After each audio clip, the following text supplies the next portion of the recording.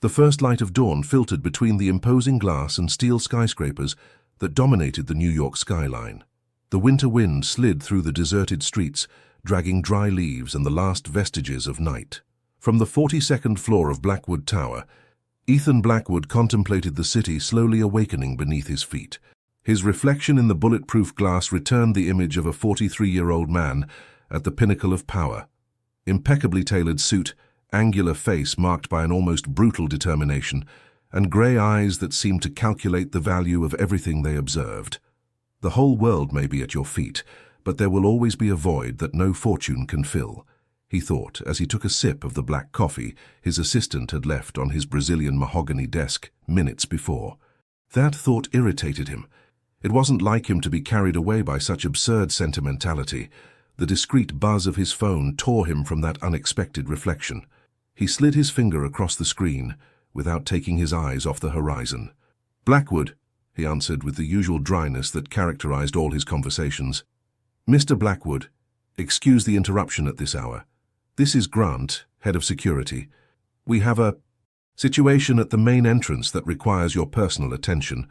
What could be so urgent that it can't wait for my legal team to arrive? Sir, it's complicated to explain. I believe you should see it for yourself." Something in Grant's usually impassive tone caught his attention. Ethan checked his watch.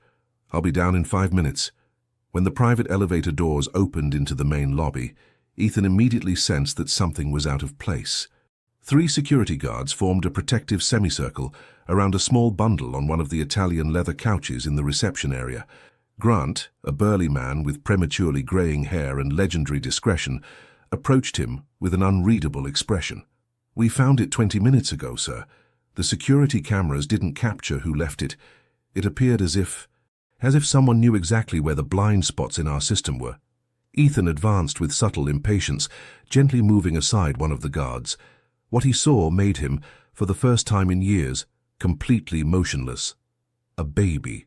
A tiny human being no more than 3 months old was sleeping peacefully, wrapped in a worn but clean blanket.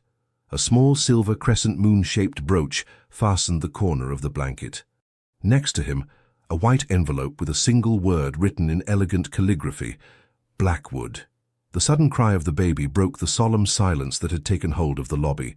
The little one opened his eyes, of such a deep blue that they seemed to contain the same mystery as the ocean, and looked directly at Ethan. It was only an instant, but something inexplicable and powerful stirred within the businessman. At that precise moment, as the sun finished rising between the buildings and bathed the lobby of Blackwood Tower with its light, Ethan Blackwood could not imagine how this fortuitous encounter was about to crumble the foundations of his perfectly controlled existence. Olivia Bennett had worked as Ethan Blackwood's personal assistant for 15 years, time enough to know each of his gestures, anticipate his needs, and above all, understand that her boss was a man of absolute predictability. That's why, when she saw him enter his office with a baby in his arms, she nearly spilled coffee on the documents she had just meticulously organized. "I need to cancel all my meetings today," Ethan announced with disconcerting calm, considering the circumstances. "And contact the best pediatrician in the city.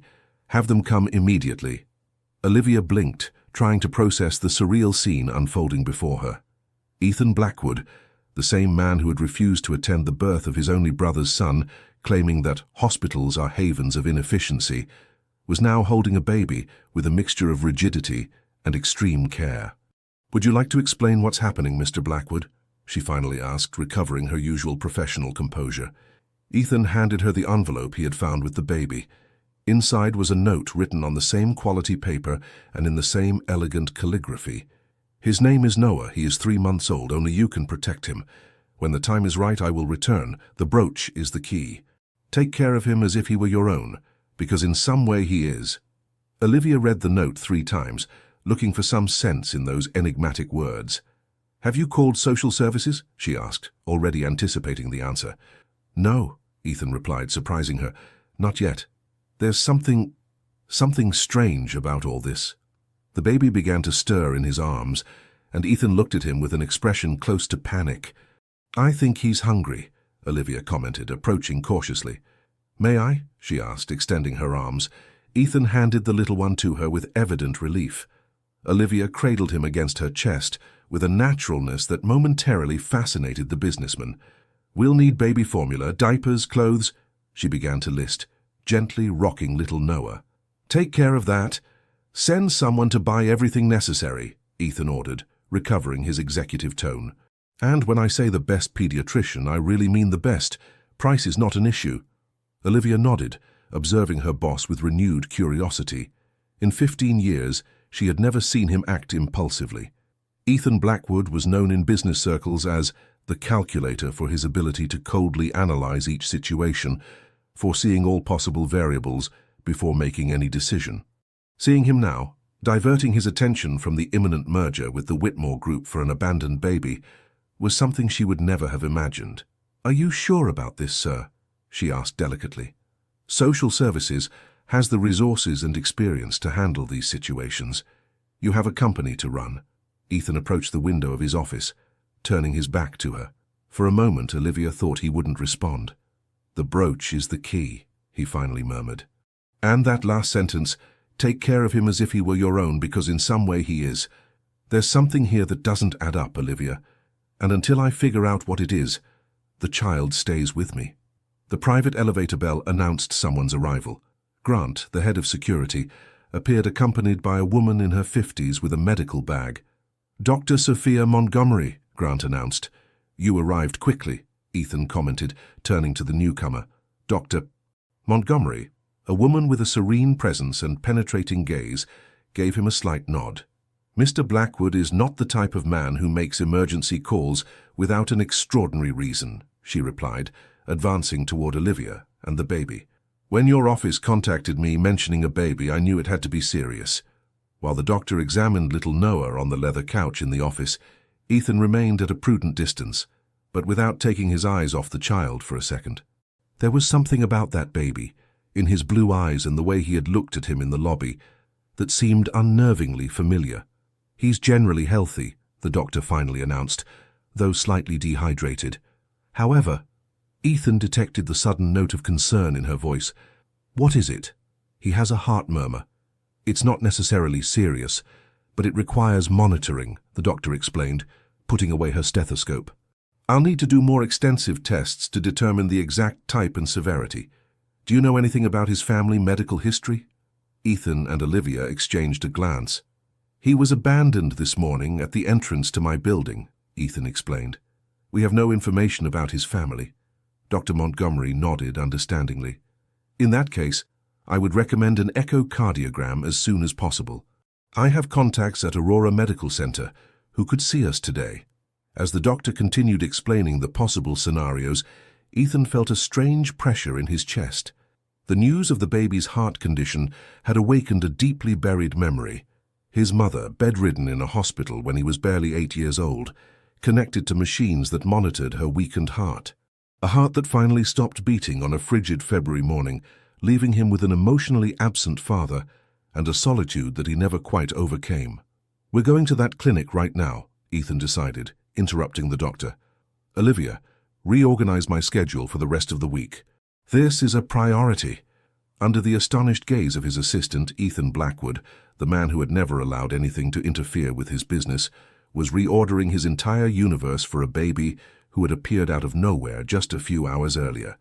Ethan Blackwood's penthouse occupied the top 2 floors of a historic building in the Upper East Side, renovated with exquisite taste that combined the building's classic architecture with minimalist interiors of pure lines. It was a space designed for efficiency and aesthetics, not for comfort, and definitely not for a baby. "This is a disaster," Ethan muttered as he watched Olivia improvise a crib with one of his cedar drawers, padding it with Egyptian cotton towels. 3 days had passed since Noah came into his life. 3 days of medical examinations that confirmed the little one suffered from an uncommon but treatable heart condition called tetralogy of Fallot. 3 days in which Ethan had barely slept, divided between consultations with pediatric specialists and virtual meetings with his executive team. "Every baby needs a routine, Mr. Blackwood," Olivia explained as she methodically organized the newly acquired supplies.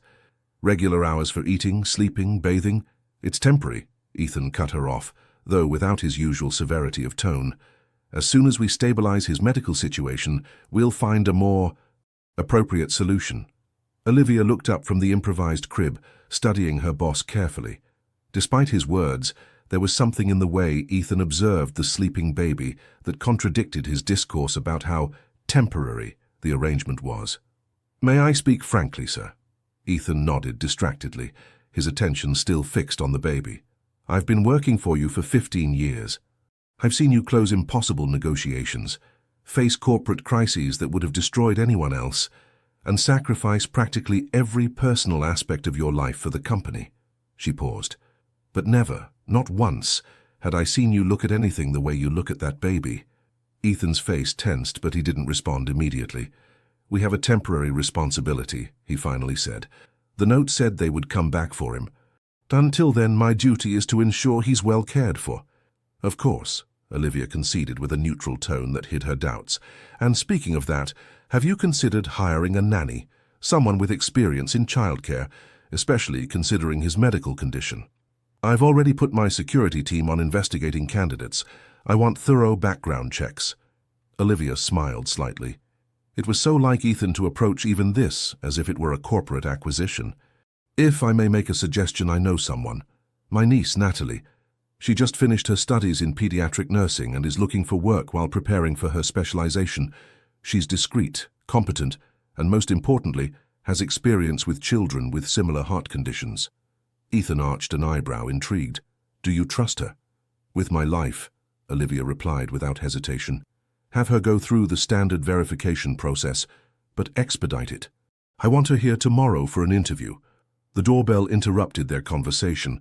Grant, who had personally assumed security for the penthouse, announced the arrival of Zachary Whitmore, Ethan's main partner in the imminent business merger. Ethan frowned. He had completely forgotten about that meeting.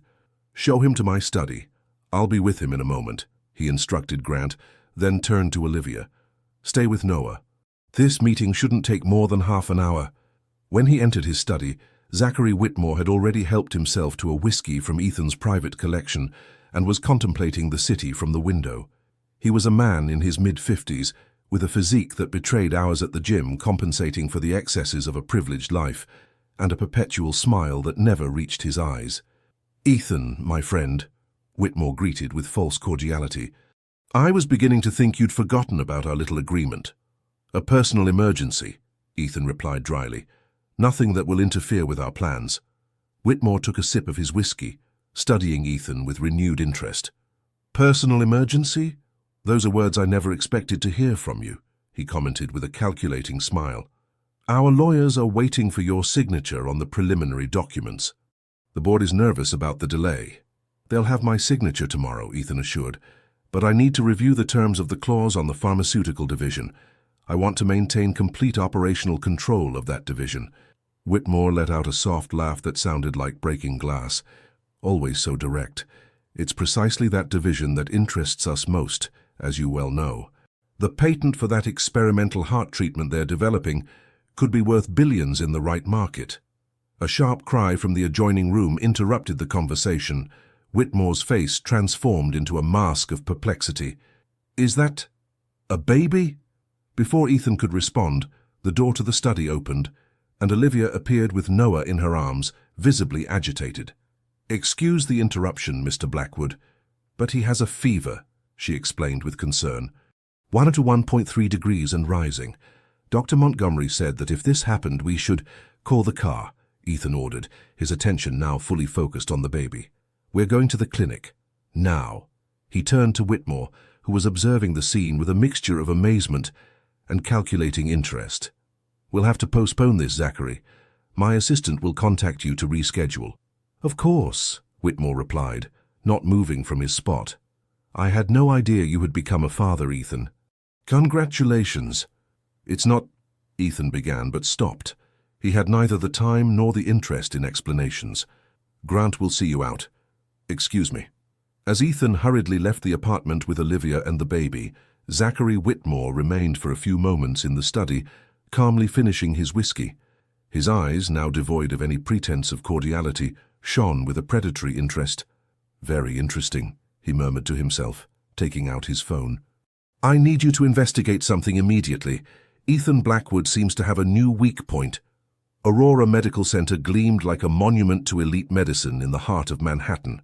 Its ultra-modern facilities contrasted with the human touch of its staff, carefully selected not only for their professional excellence, but also for their discretion. In a private room in the pediatric wing, Ethan remained seated next to the small medical crib, where Noah slept connected to monitors that constantly watched his vital signs. The fever had subsided after several hours of anxious waiting, but the doctors had recommended keeping him under observation overnight. Olivia entered the room silently, offering him a cup of coffee. "You should go home to rest, Mr. Blackwood," she suggested quietly. "I can stay with him." Ethan shook his head, accepting the coffee. "I'm fine here," he replied, not taking his eyes off the baby. "Dr. Montgomery says the fever was probably a reaction to the vaccine they gave him yesterday, not related to his heart condition," Olivia informed, trying to alleviate the evident concern on her boss's face. "He'll be fine." A comfortable silence settled between them, interrupted only by the rhythmic beeping of the machines. Finally, Olivia dared to address the topic that had been floating between them for days. "Have you thought about what you're going to do long-term?" Ethan looked up, his grey eyes clouded by fatigue, and something deeper that Olivia couldn't decipher. "There's something about that note, Olivia.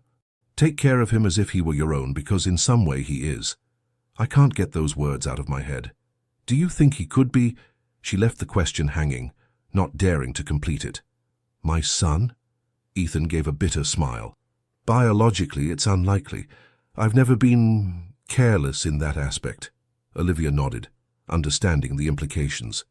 Over the years, she had discreetly managed her boss's sporadic relationships, all characterized by their brevity and the total absence of emotional connection. However, Ethan continued, surprising her, "there's something in his eyes, something that seems familiar to me." Before Olivia could respond, the door opened, and a nurse entered to check the monitors. After her, a woman Olivia hadn't seen in almost 2 decades appeared. Isabel Blackwood, Ethan's mother. "So the rumors were true," Isabel declared, advancing toward the crib with the aristocratic elegance that characterized her. "My son, New York's most eligible bachelor, now playing at being a father." Ethan stood up, surprise quickly giving way to palpable tension. "Mother, I didn't expect to see you here." "Evidently," she responded with irony. "Having to hear from third parties that my only son is involved in a scandal with a mysterious baby." "It's not a scandal," Ethan interrupted firmly, "and I would appreciate it if you lowered your voice. He's sleeping." Isabel arched a perfectly lined eyebrow, surprised by her son's vehemence. She approached the crib, observing the little one with an indecipherable expression. "He has your same eyes," she murmured after a moment. "The Blackwood eyes. And that chin. He resembles your grandfather."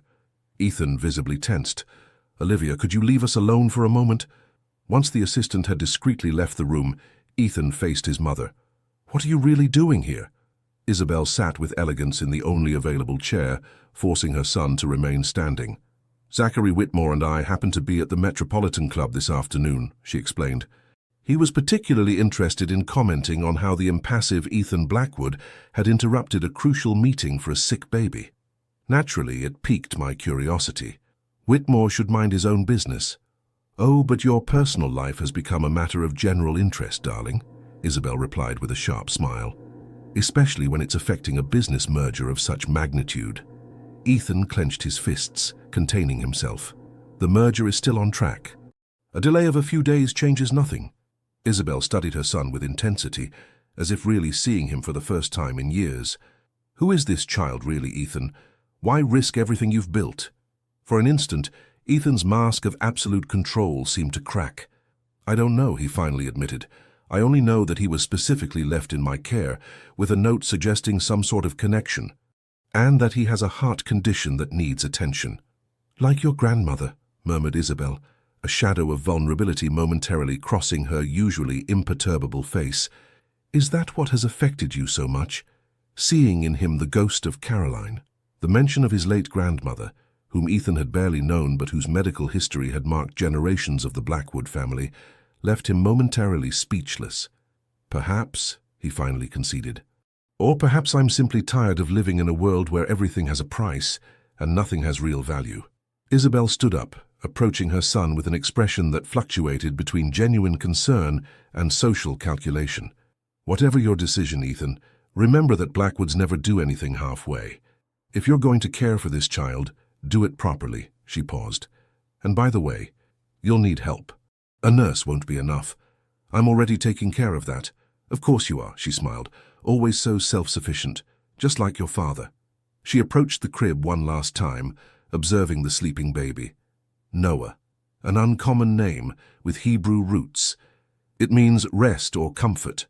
Curious name for the accidental heir to the Blackwood Empire. Without waiting for a response, Isabel headed for the door. Before leaving, she turned to her son. I'll come to the residence this weekend. That apartment of yours will need some adjustments if it's going to house a child, and clearly you do too. When the door closed behind his mother, Ethan sat back down next to Noah's crib. The little one had awakened during the conversation and was now looking at him with those blue eyes that, as Isabel had pointed out, indeed seemed a reflection of his own.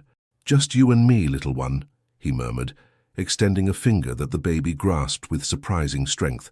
Together, we'll figure out who you really are.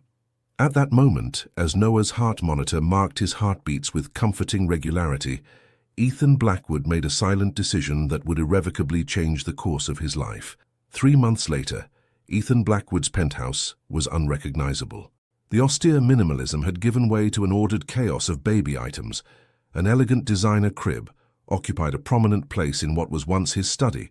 Educational toys, carefully selected to stimulate cognitive development, were lined up on shelves, and framed photographs of Noah began to populate surfaces that previously only held business awards and abstract art.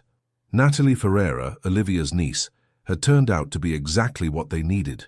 Her training in pediatric nursing made her perfectly qualified to monitor Noah's heart condition, while her calm and efficient character adapted well to the professional environment that Ethan maintained even at home.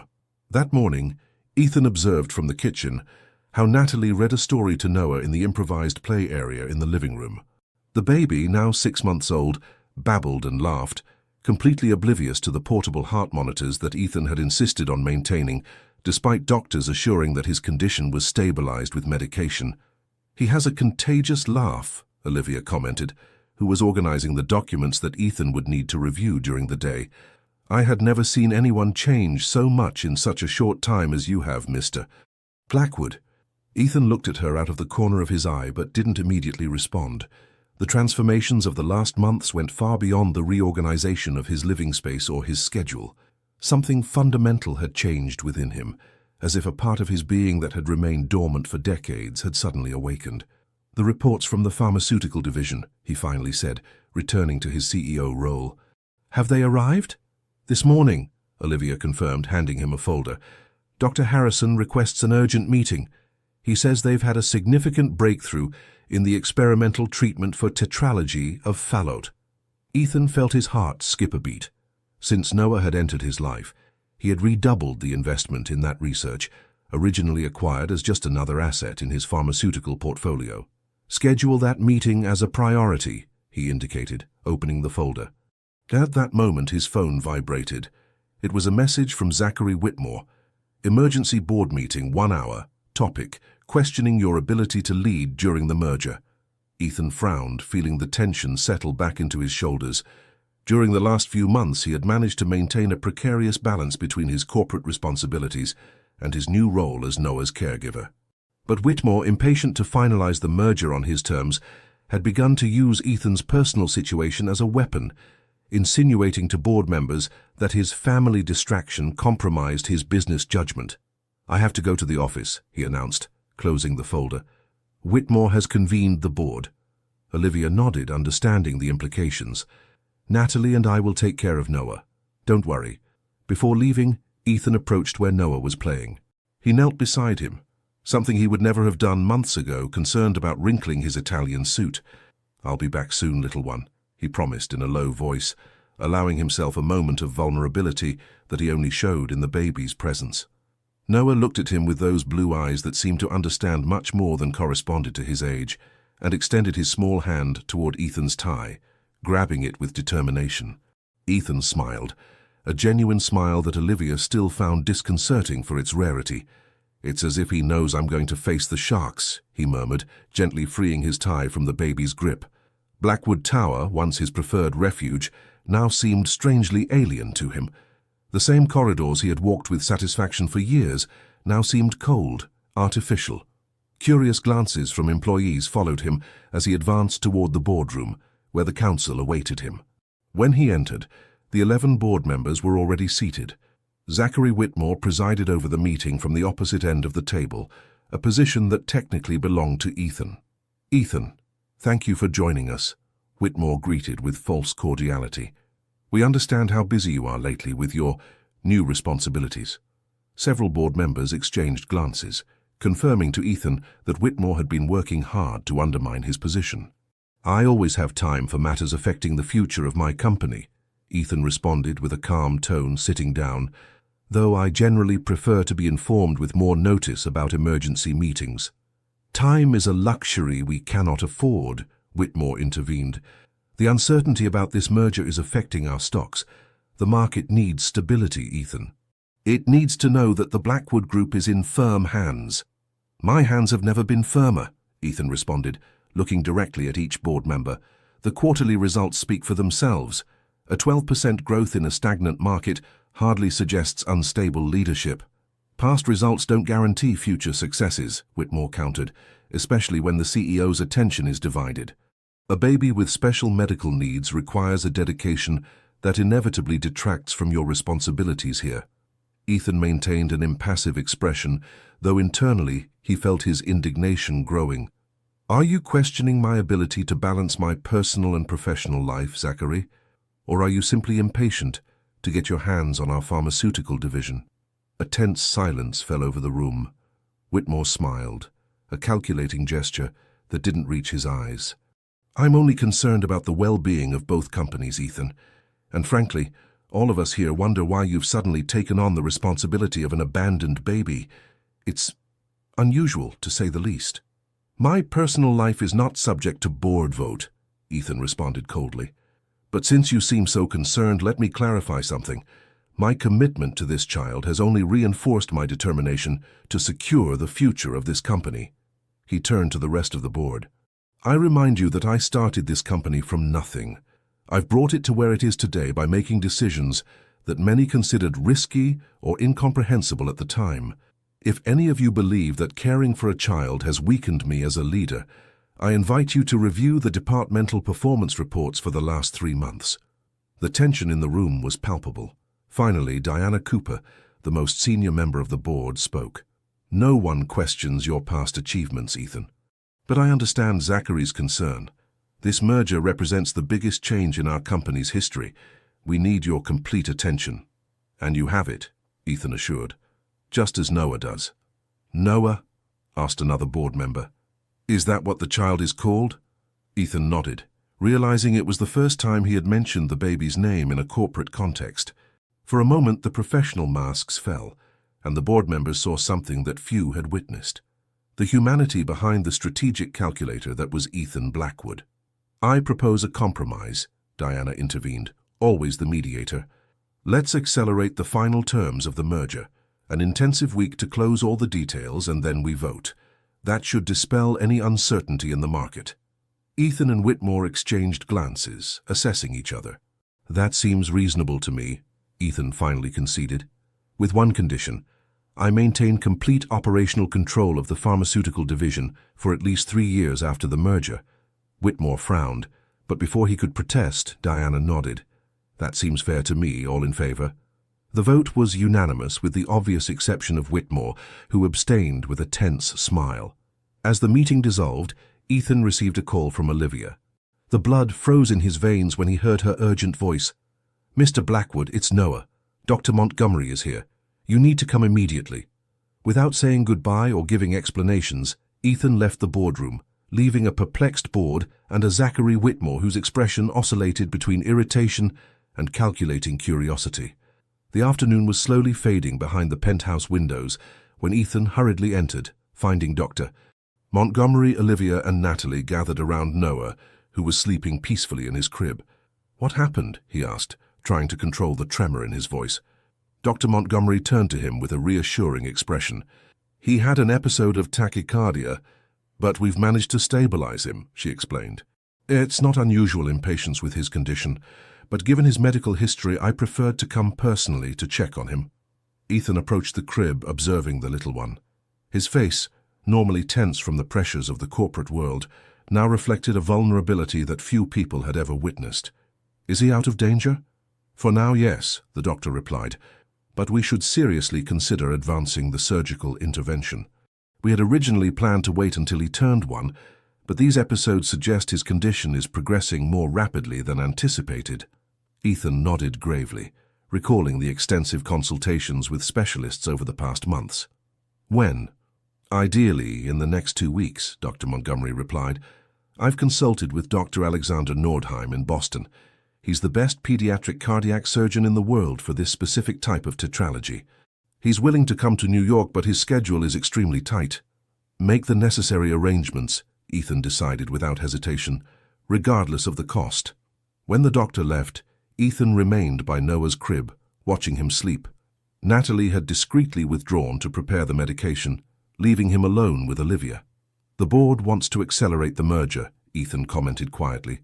"An intensive week of negotiations." Olivia looked at him with concern. "Right now? With Noah's surgery on the horizon?" "Precisely because of that," Ethan replied. "Whitmore is taking advantage of the situation, trying to force concessions while my attention is divided." "What do you plan to do?" Ethan remained silent for a moment, his mind calculating possibilities with the precision that had taken him to the top of the business world. "Reorganize priorities," he finally said. "Noah comes first now. Everything else will adapt." Olivia observed him with a mixture of amazement and admiration. In 15 years, she had never heard Ethan Blackwood subordinate the interests of the company to anything or anyone. "There's something else," Olivia added after a moment. "While you were with the board, this arrived." She handed him a white envelope, identical to the one that had accompanied Noah the day of his appearance.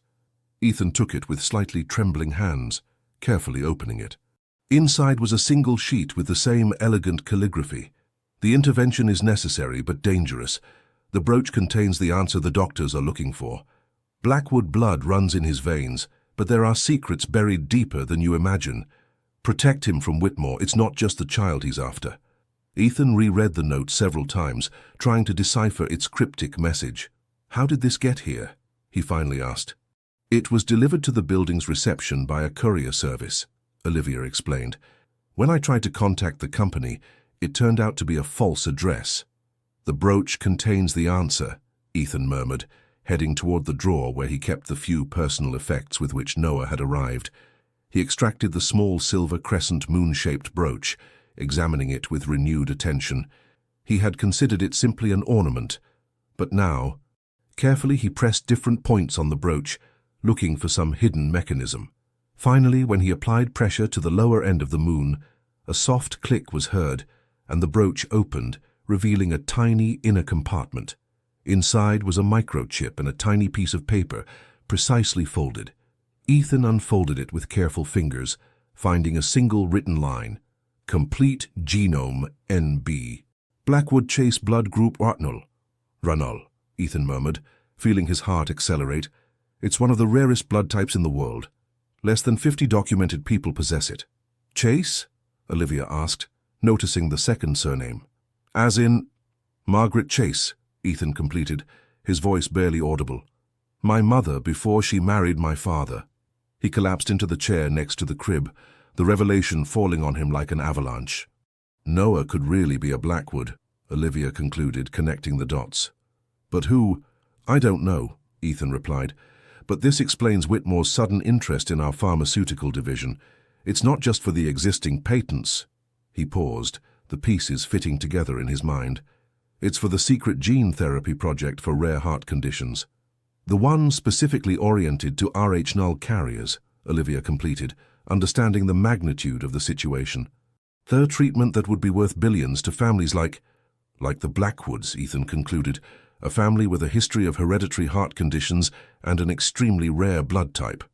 Noah stirred in his sleep, and Ethan instinctively extended his hand to calm him, gently stroking his dark hair. The little one immediately calmed under his touch, as if even asleep he recognized the protective presence that had become constant in his life. "We need to protect him," Ethan murmured, "not just for his immediate safety but for what he represents. This microchip probably contains his complete genomic sequence. In the wrong hands—" He didn't need to finish the sentence. Both understood the implications. Such a unique genetic profile would be invaluable for medical research, pharmaceutical patents, and who knows what other purposes. "Contact Dr. Harrison from our pharmaceutical division," Ethan instructed. "Only him, no one else. We need to confirm if Noah is compatible with the experimental treatment and increase the apartment's security. I want Grant personally in charge." While Olivia withdrew to fulfill his instructions, Ethan remained beside Noah, watching his rhythmic breathing. For the first time in decades, he felt a genuine fear that had nothing to do with market valuations or competitive positions. It was a primitive, visceral fear. The fear of losing someone who in just a few months had become the center of his universe. "I'll protect you, little one," he promised in a whisper. "With everything I have, with everything I am." Outside, night had fallen over New York, enveloping the city in a cloak of darkness speckled with lights. In his crib, oblivious to the conspiracies and revelations unfolding around him, Noah slept peacefully, his little hand gripping Ethan's finger with surprising strength for someone so fragile. Dr. Alexander Nordheim turned out to be a man in his 60s, with a presence as imposing as his reputation. His eyes, steel blue behind thin-rimmed glasses, examined Noah with a mixture of professional interest and human warmth that Ethan found immediately reassuring. "Tetralogy of Fallot is complex but treatable," the surgeon explained after his thorough examination at the private clinic that Ethan had practically taken over to ensure privacy. "What intrigues me is the particular genetic variant he presents. In my 40 years of career, I've only seen 3 similar cases.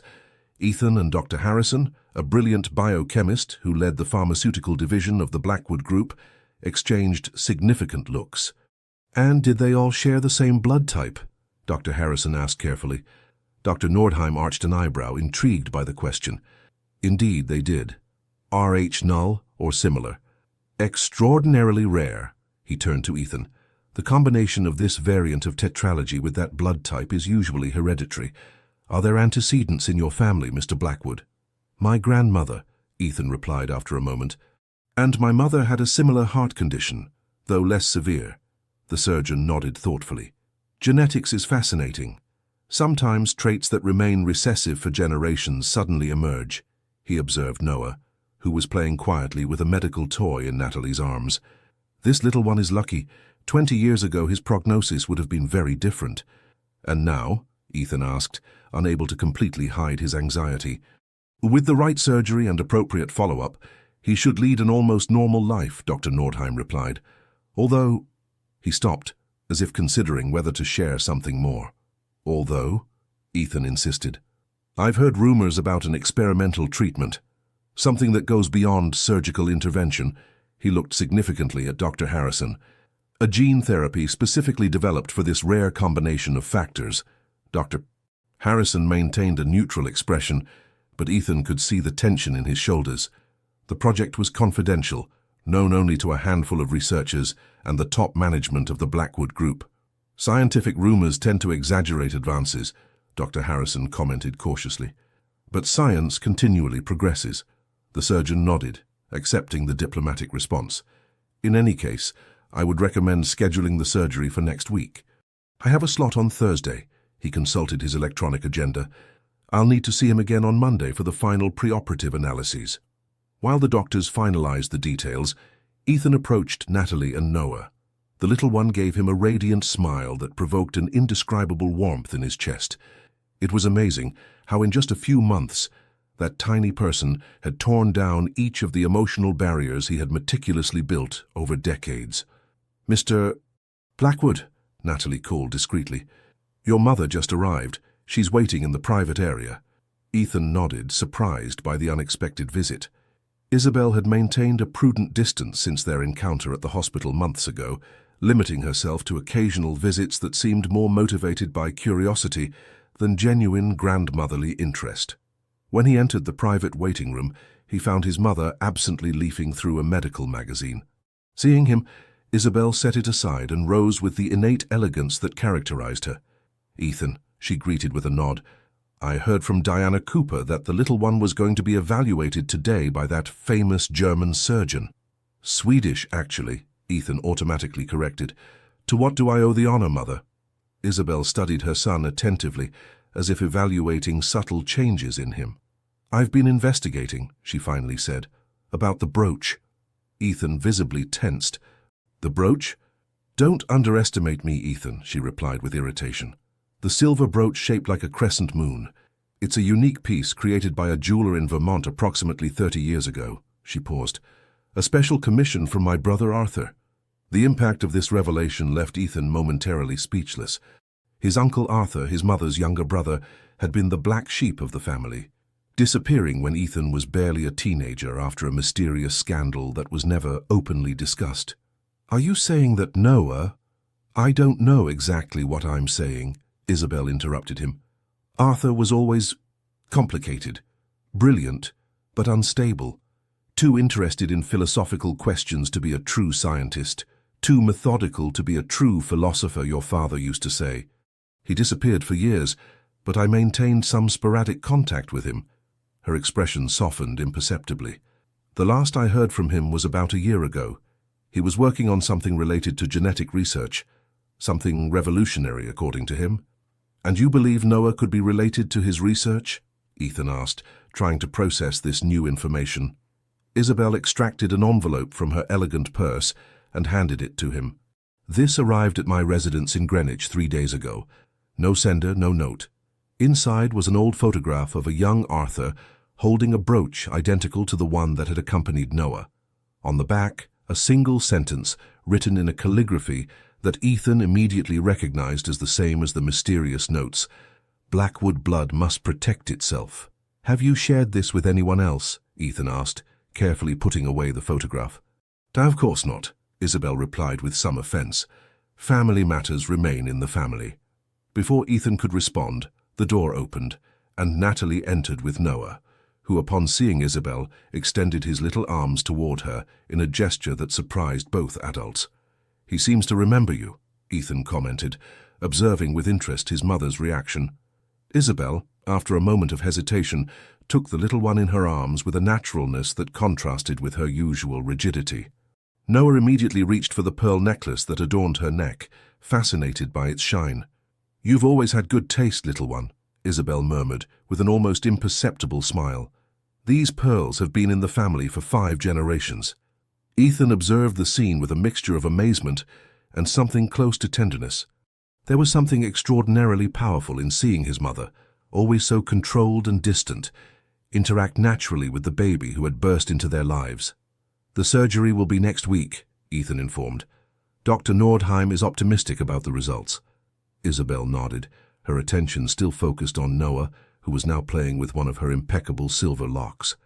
"I'll be here," she declared with a firmness that admitted no discussion. "And I've contacted Diana to reorganize the board meetings. The merger can wait another week." Ethan looked at her with genuine surprise. "I thought you considered the merger with the Whitmore Group as a priority." "Priorities," Isabel replied, her gaze briefly meeting her son's. "Sometimes they change." As he watched his mother interact with Noah, Ethan reflected on how much things had changed in just a few months.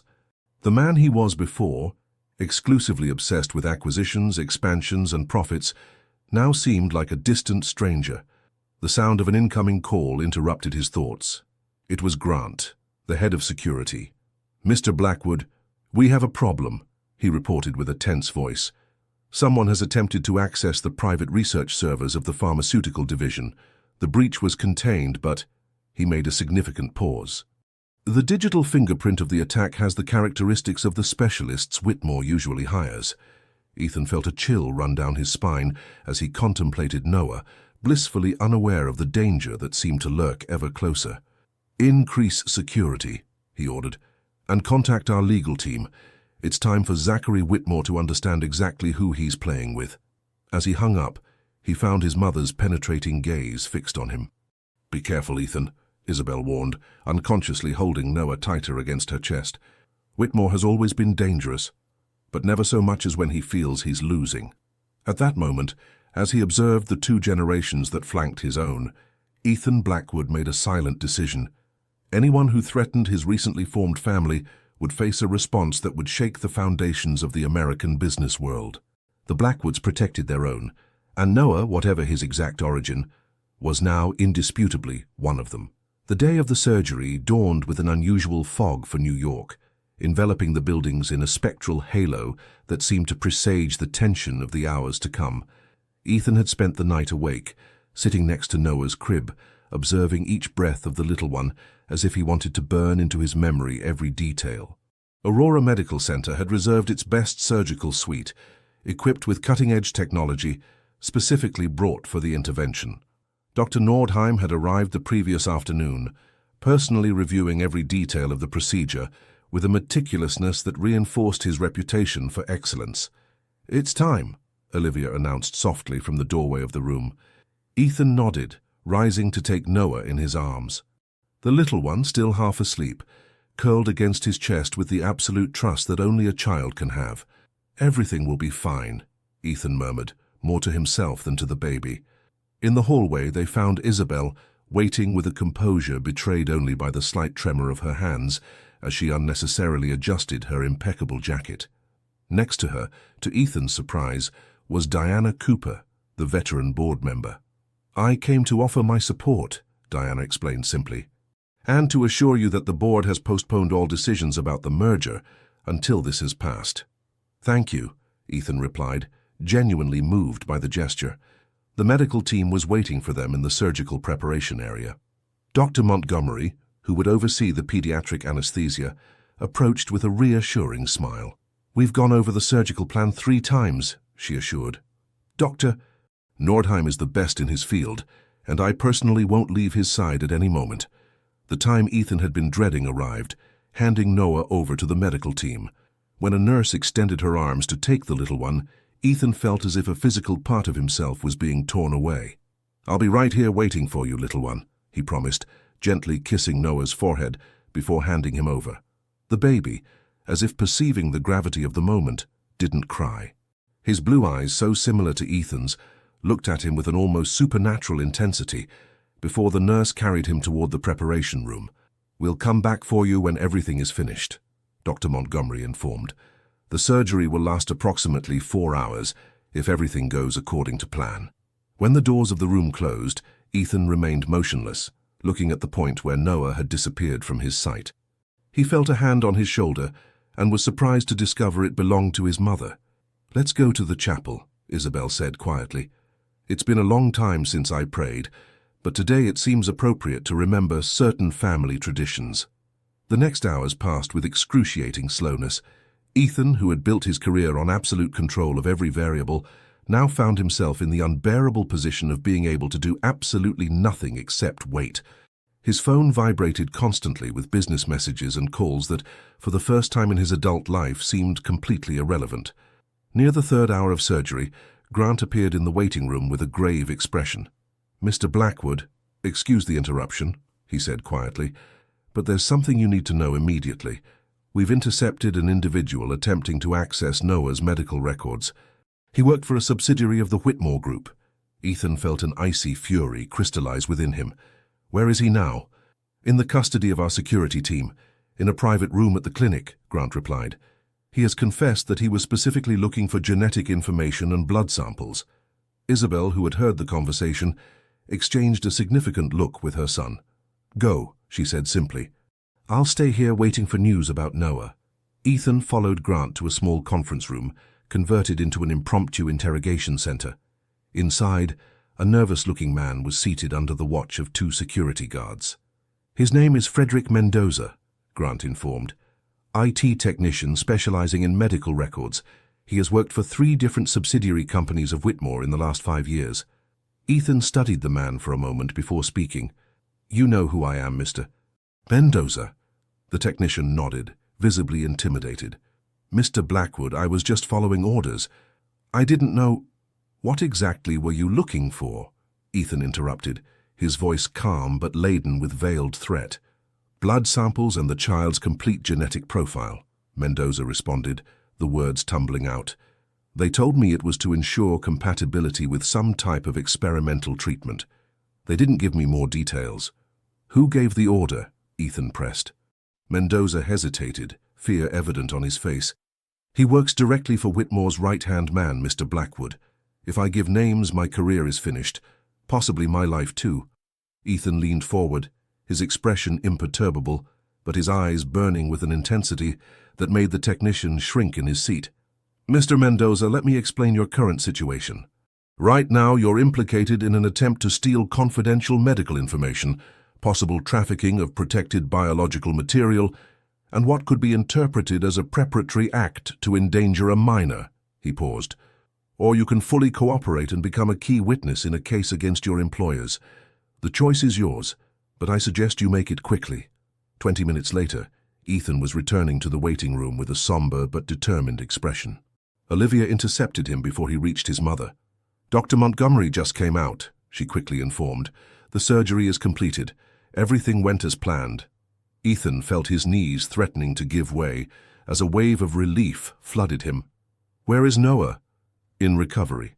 We can see him in approximately an hour when they transfer him to pediatric intensive care." Ethan nodded, breathing deeply to regain his composure. "We have another problem," he informed Olivia in a low voice. "Whitmore is after Noah's genetic information.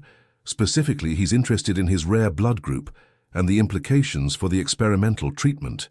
"How could he know about—" Olivia began, alarmed. "Someone inside must be leaking information," Ethan concluded. "Someone with access to both medical data and the details of the research project." Before they could delve deeper into this disturbing revelation, the doors of the surgical area opened and Dr. Nordheim appeared, still wearing his surgical cap, but with a tired smile that instantly relieved the tension in the room. "The surgery has been a complete success," he announced. "We've corrected the 4 defects characteristic of the tetralogy. His heart is responding exceptionally well, better than we expected." "When can we see him?" Ethan asked, with a vulnerability in his voice that surprised even Olivia. "He's being transferred to the pediatric intensive care unit," the surgeon replied. "In approximately an hour you'll be able to enter to see him, although he'll be sedated until tomorrow." Isabel approached the doctor, extending her hand with elegance. "Thank you, Doctor. The Blackwood family is in your debt." Dr. Nordheim smiled, accepting the gratitude with a professional nod. Then his expression turned slightly more reserved. "Mr. Blackwood, there's something else you should know," he said quietly. "During the surgery we observed some particularities in Noah's heart structure that are extremely unusual, consistent with the other cases I've treated with his rare blood type, but even more pronounced." He paused. "They are adaptations that paradoxically could be considered advantageous in certain aspects, despite causing the tetralogy." Ethan exchanged a look with his mother. "What kind of adaptations?" he asked carefully. "The kind that would greatly interest any researcher in pediatric cardiology," the doctor replied. "Or any pharmaceutical company developing treatments for congenital heart conditions." He studied Ethan attentively. "I've heard rumors about a very specific research project within your pharmaceutical division, Mr. Blackwood. One that could revolutionize the treatment of certain rare genetic conditions." "Rumors tend to exaggerate, Doctor," Ethan responded cautiously. The surgeon nodded, accepting the evasion. "Of course. In any case, I've taken the liberty of personally securing all of Noah's samples and records. Given your unusual situation, it seemed prudent." Ethan gave him a look of genuine gratitude. "Your prudence is appreciated, Dr. Nordheim." When the doctor withdrew, Isabel approached her son. "Whitmore," she said simply. "He's after the research, isn't he?" Ethan nodded gravely. "And now we know he's willing to go very far to obtain it." Both remained silent, processing the implications. Finally, Isabel spoke with a fierce determination that Ethan had rarely heard in her. "This child is a Blackwood, Ethan, and Blackwoods protect their own regardless of the cost." As they waited to be able to see Noah, Ethan found himself reflecting on how, in just a few months, his priorities had changed so dramatically. The man who had once considered emotional connections as weaknesses was now willing to risk a business empire, to protect a small child who had mysteriously appeared in his life. And the most surprising thing was that he felt not an ounce of regret for that transformation. Noah was recovering with a strength that amazed even the most experienced doctors. 3 days after the intervention, he had already been transferred from the intensive care unit to a specially conditioned private room, and a week later, Dr. Nordheim authorized his return home under strict medical supervision. Ethan's penthouse, already transformed by the little one's presence in the previous months, underwent a new metamorphosis. An entire room was converted into a home medical center with cardiac monitoring equipment and a system that allowed daily virtual consultations with specialists. Natalie, whose training in pediatric nursing proved invaluable, permanently moved into the apartment, occupying the room adjacent to Noah's. To everyone's surprise, Isabel had also temporarily installed herself, occupying the guest suite and taking an active role in her grandson's care, because that was how she now referred to Noah, with a naturalness that contrasted with her usual formality. That morning in late autumn, as Ethan reviewed documents in his study, the sound of childish laughter distracted him from the legal complexities of the business merger. Following the sound, he found his mother sitting on the floor, a spectacle unprecedented in itself, playing with Noah and a set of building blocks. "Look, Ethan," Isabel said, without taking her eyes off the little one. "He's building towers and then deliberately knocking them down. He shows an early understanding of cause and effect that's very advanced for his age." Ethan observed the scene with a smile, still amazed by the transformation of his mother, who had always maintained an emotional distance similar to his own. "Blackwood genes," he commented, sitting down next to them. "Always building and occasionally tearing down when necessary." Noah, noticing his presence, immediately abandoned the blocks and crawled toward him with determination, extending his arms in an unmistakable gesture of demand. Ethan lifted him without hesitation, an action he now performed with the naturalness of someone who has found his deepest purpose. "He reminds me of you at his age," Isabel commented, with an unusual softness in her voice. "You had that same look of absolute determination. You knew exactly what you wanted and wouldn't rest until you got it." Ethan looked at her with surprise. His mother rarely spoke of his early childhood. "I don't remember much from that time," he admitted. "You were very young when Caroline died," Isabel replied, referring to her own mother. "After that, your father changed. He became more distant, more focused on business. And I suppose I followed his example." She paused, contemplating Noah with a reflective expression. Perhaps it was a mistake. Before Ethan could respond to this unusual confession, Olivia appeared at the door of the living room with a worried expression. "Excuse the interruption, Mr. Blackwood, but Dr. Harrison is here. He says it's urgent." Dr. Harrison, normally composed and methodical, entered with evident agitation. He carried a briefcase that he clutched as if it contained state secrets. "I've personally analyzed the microchip found in the brooch," he announced without preamble. "It contains complete genomic information, not just about Noah, but also comparatives with 2 other profiles. One of them partially matches yours, Mr. Blackwood." A dense silence fell over the room. Isabel rose slowly, her expression unreadable. "Are you confirming a kinship?" Ethan asked, trying to keep his voice steady as Noah played innocently with his tie. "The match is definitive," confirmed the scientist. "Noah shares approximately 25% of genetic material with you, which suggests an uncle-nephew relationship, or possibly grandfather-grandson, though given your age, the first option seems more likely." "Arthur," Isabel murmured, attracting everyone's attention. "He must be Arthur's son. Doctor." Harrison extracted a tablet from his briefcase. "There's more, Mr. Blackwood. Noah's genetic profile shows truly exceptional characteristics, particularly in the genes related to heart function. The tetralogy of Fallot he suffers from is only a visible manifestation of something much deeper." He paused as if searching for the right words. "In simple terms, his heart and blood structure present adaptations that could be considered evolutionarily advanced." "What does that mean exactly?" Ethan pressed. "It means that the experimental treatment we've been working on could not only definitively cure his condition, but the study of his genome could revolutionize the entire field of pediatric cardiology," the scientist explained. "Potentially, it could lead to treatments for conditions that we currently consider incurable." Ethan processed this information while observing Noah, who was now yawning sleepily in his arms, oblivious to the extraordinary potential he apparently harbored in every cell of his tiny body. "And the third genetic profile?" he finally asked. "The one that doesn't match mine?" Dr. Harrison suddenly seemed uncomfortable. "That's the other reason for my urgent visit. So I've tried to identify that profile in medical databases and finally found a partial match," he breathed deeply. "In the private research records of Eleanor Whitmore, Zachary's younger sister." The revelation fell like a bomb in the room.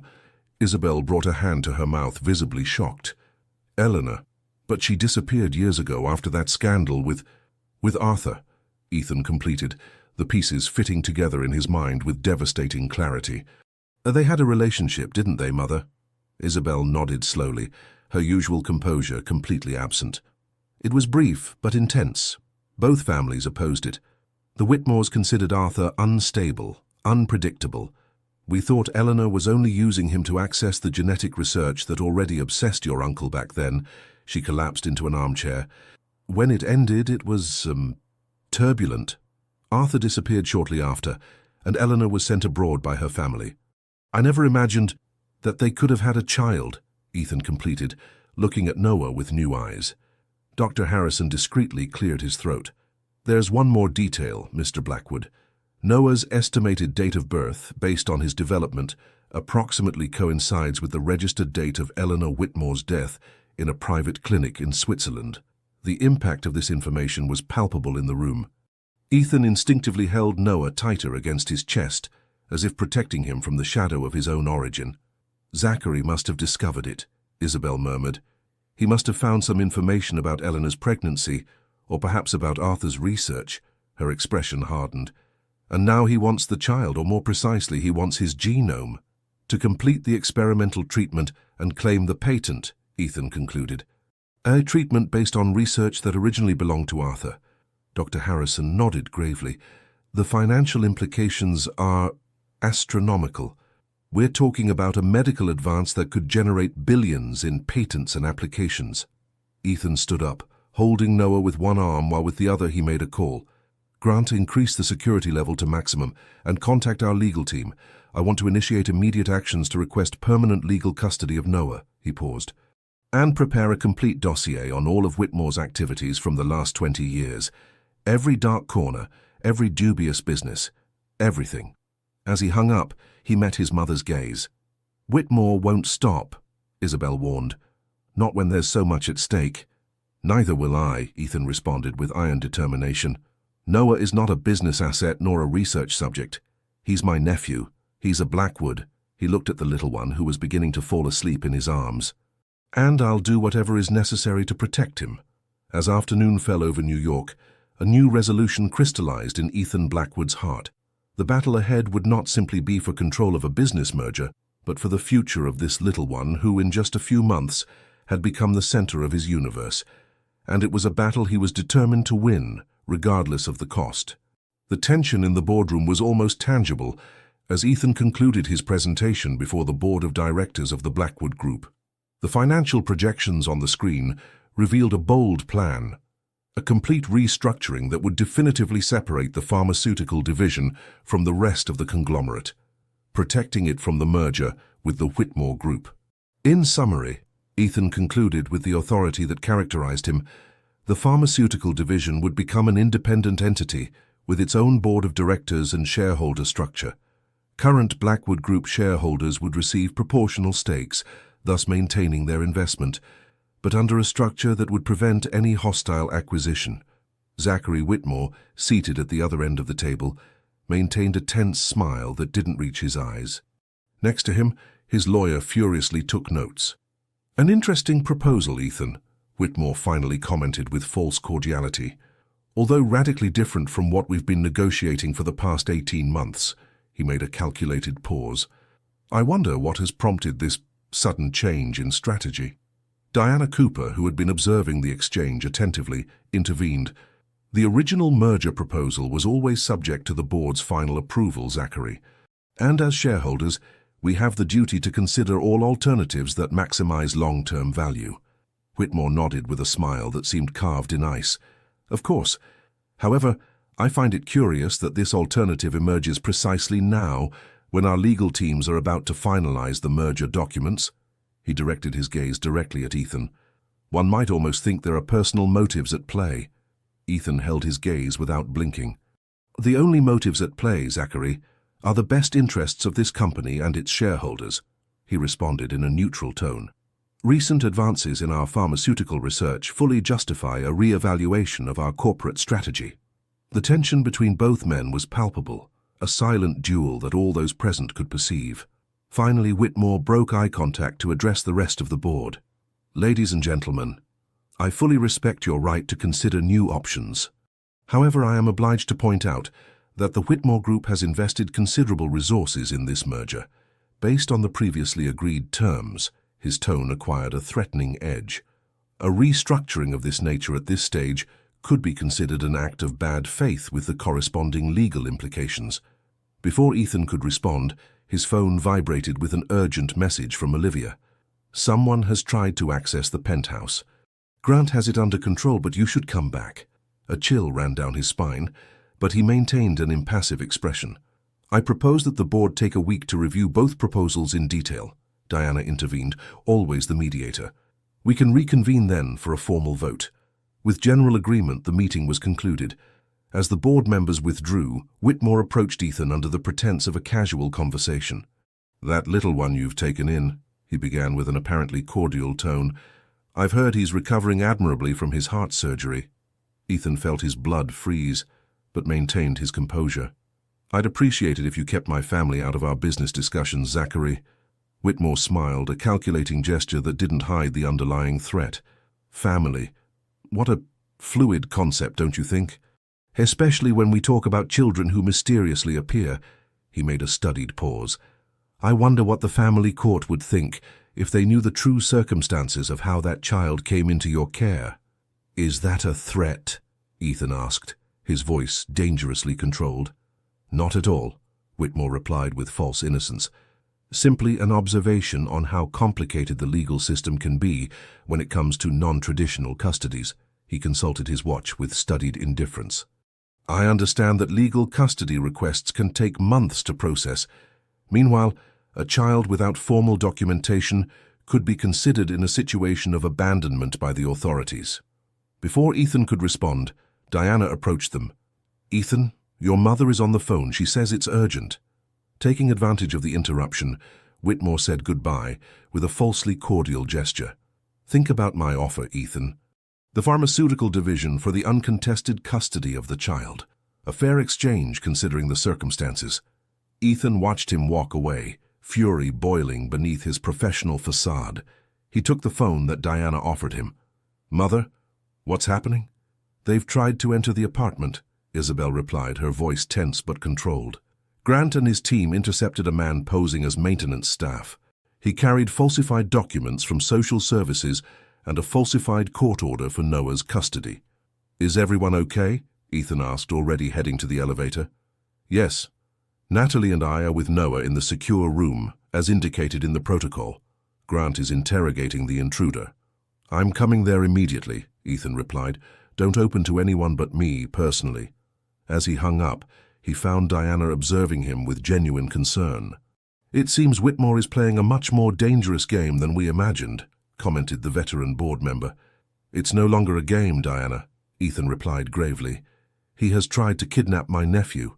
Diana's expression changed from concern to shock. "Your nephew, the baby, is Arthur's son and Eleanor Whitmore's," Ethan confirmed, deciding he needed allies he could trust. "We confirmed it genetically a few days ago. And now Zachary wants him, not for family ties, but for what his genetic profile is worth to pharmaceutical research." Understanding reflected in the eyes of the experienced executive. "The experimental treatment for congenital heart conditions," she murmured. "The patents would be worth billions." "Exactly," Ethan nodded. "And it seems Whitmore is willing to do anything to obtain them." Diana squeezed his arm in a gesture of support. "Go to your family, Ethan. I'll take care of convening an emergency board meeting for tomorrow. No one in this company will support a man who resorts to such tactics." When Ethan arrived at the penthouse, he found an unprecedented level of security. Grant received him personally in the private elevator.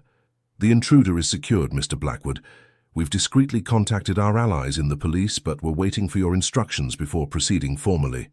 Ethan nodded, grateful for the discretion. Has he said anything useful? He confessed quickly that he was hired through intermediaries. He never dealt directly with Whitmore, but the instructions were clear. Get the child and take him to a private clinic on the outskirts of New York. Grant paused. A clinic owned by a subsidiary of the Whitmore Group.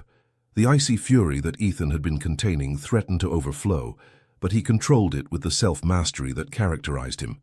I want to speak with him. The intruder turned out to be an ex-military converted into a mercenary, the type of professional who didn't ask questions as long as the payment was sufficient. Faced with Ethan, however, his bravado quickly crumbled. I was just following orders, Mr. Blackwood, he justified nervously. They told me it was a legitimate custody dispute, that the child legally belonged to the Whitmore family. And the falsified court order? Ethan pressed. Was that also part of this legitimate dispute? The man looked away, unable to hold Ethan's accusing eyes. I was just doing my job. Your job involved the kidnapping of a baby recovering from major heart surgery, Ethan responded, with a coldness that made the mercenary visibly shrink. You have two options. Cooperate completely, providing every detail of the operation and testifying against whoever hired you, or face all the legal consequences of your actions without our protection. The decision wasn't difficult for the intruder. After obtaining a recorded confession, Ethan finally headed to the secure room where Isabel and Natalie remained with Noah. Seeing him enter, the little one extended his arms toward him with a toothless smile that instantly melted the cold fury that had sustained him during the past hours.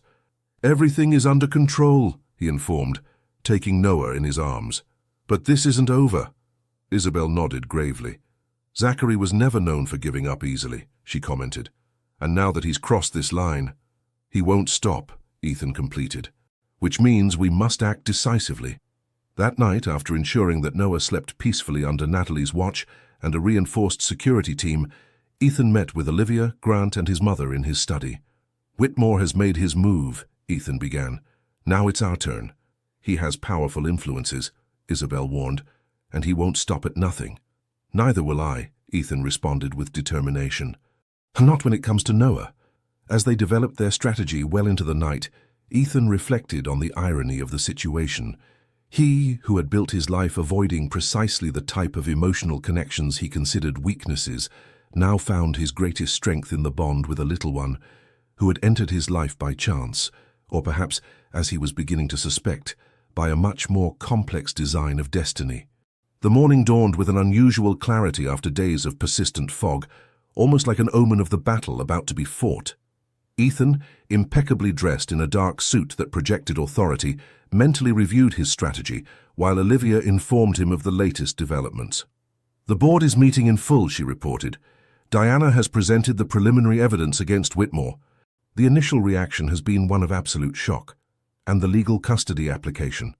Our legal team has secured an emergency procedure, given the circumstances. Judge Sullivan will review the case this afternoon. She paused. We've also received this. Olivia handed him a white envelope identical to the previous ones. Ethan opened it with a knot in his throat.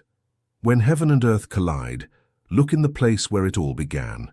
Arthur left more answers than you imagine. The brooch is just the beginning. Any idea what it means? Olivia asked. Ethan reread the note, thoughtful. The place where it all began, he murmured, could refer to the family estate in Greenwich, where Arthur and I grew up. Isabel, who had been listening from the door, nodded slowly. The house has been practically abandoned since your father passed away, she commented. Only minimal maintenance staff visit it occasionally. Ethan made an instant decision. I need to go there today after the board meeting. I'll go with you, Isabel declared with a firmness that admitted no discussion. I know that house better than anyone. Blackwood Tower, headquarters of the Blackwood corporate empire, buzzed with palpable tension when Ethan entered the main lobby. Employees and executives gave him curious and respectful looks, clearly aware that something extraordinary was happening in the heights of power. When the boardroom doors opened before him, he found the 11 board members already seated, with expressions ranging from concern to indignation. Zachary Whitmore occupied his usual seat, although his usual posture of arrogant confidence had been replaced by evident tension. Ethan, Diana greeted, who was temporarily presiding. We were reviewing the evidence presented against Mr. Whitmore. They are disturbing, to say the least. Whitmore forced a smile. Unfounded accusations, obviously.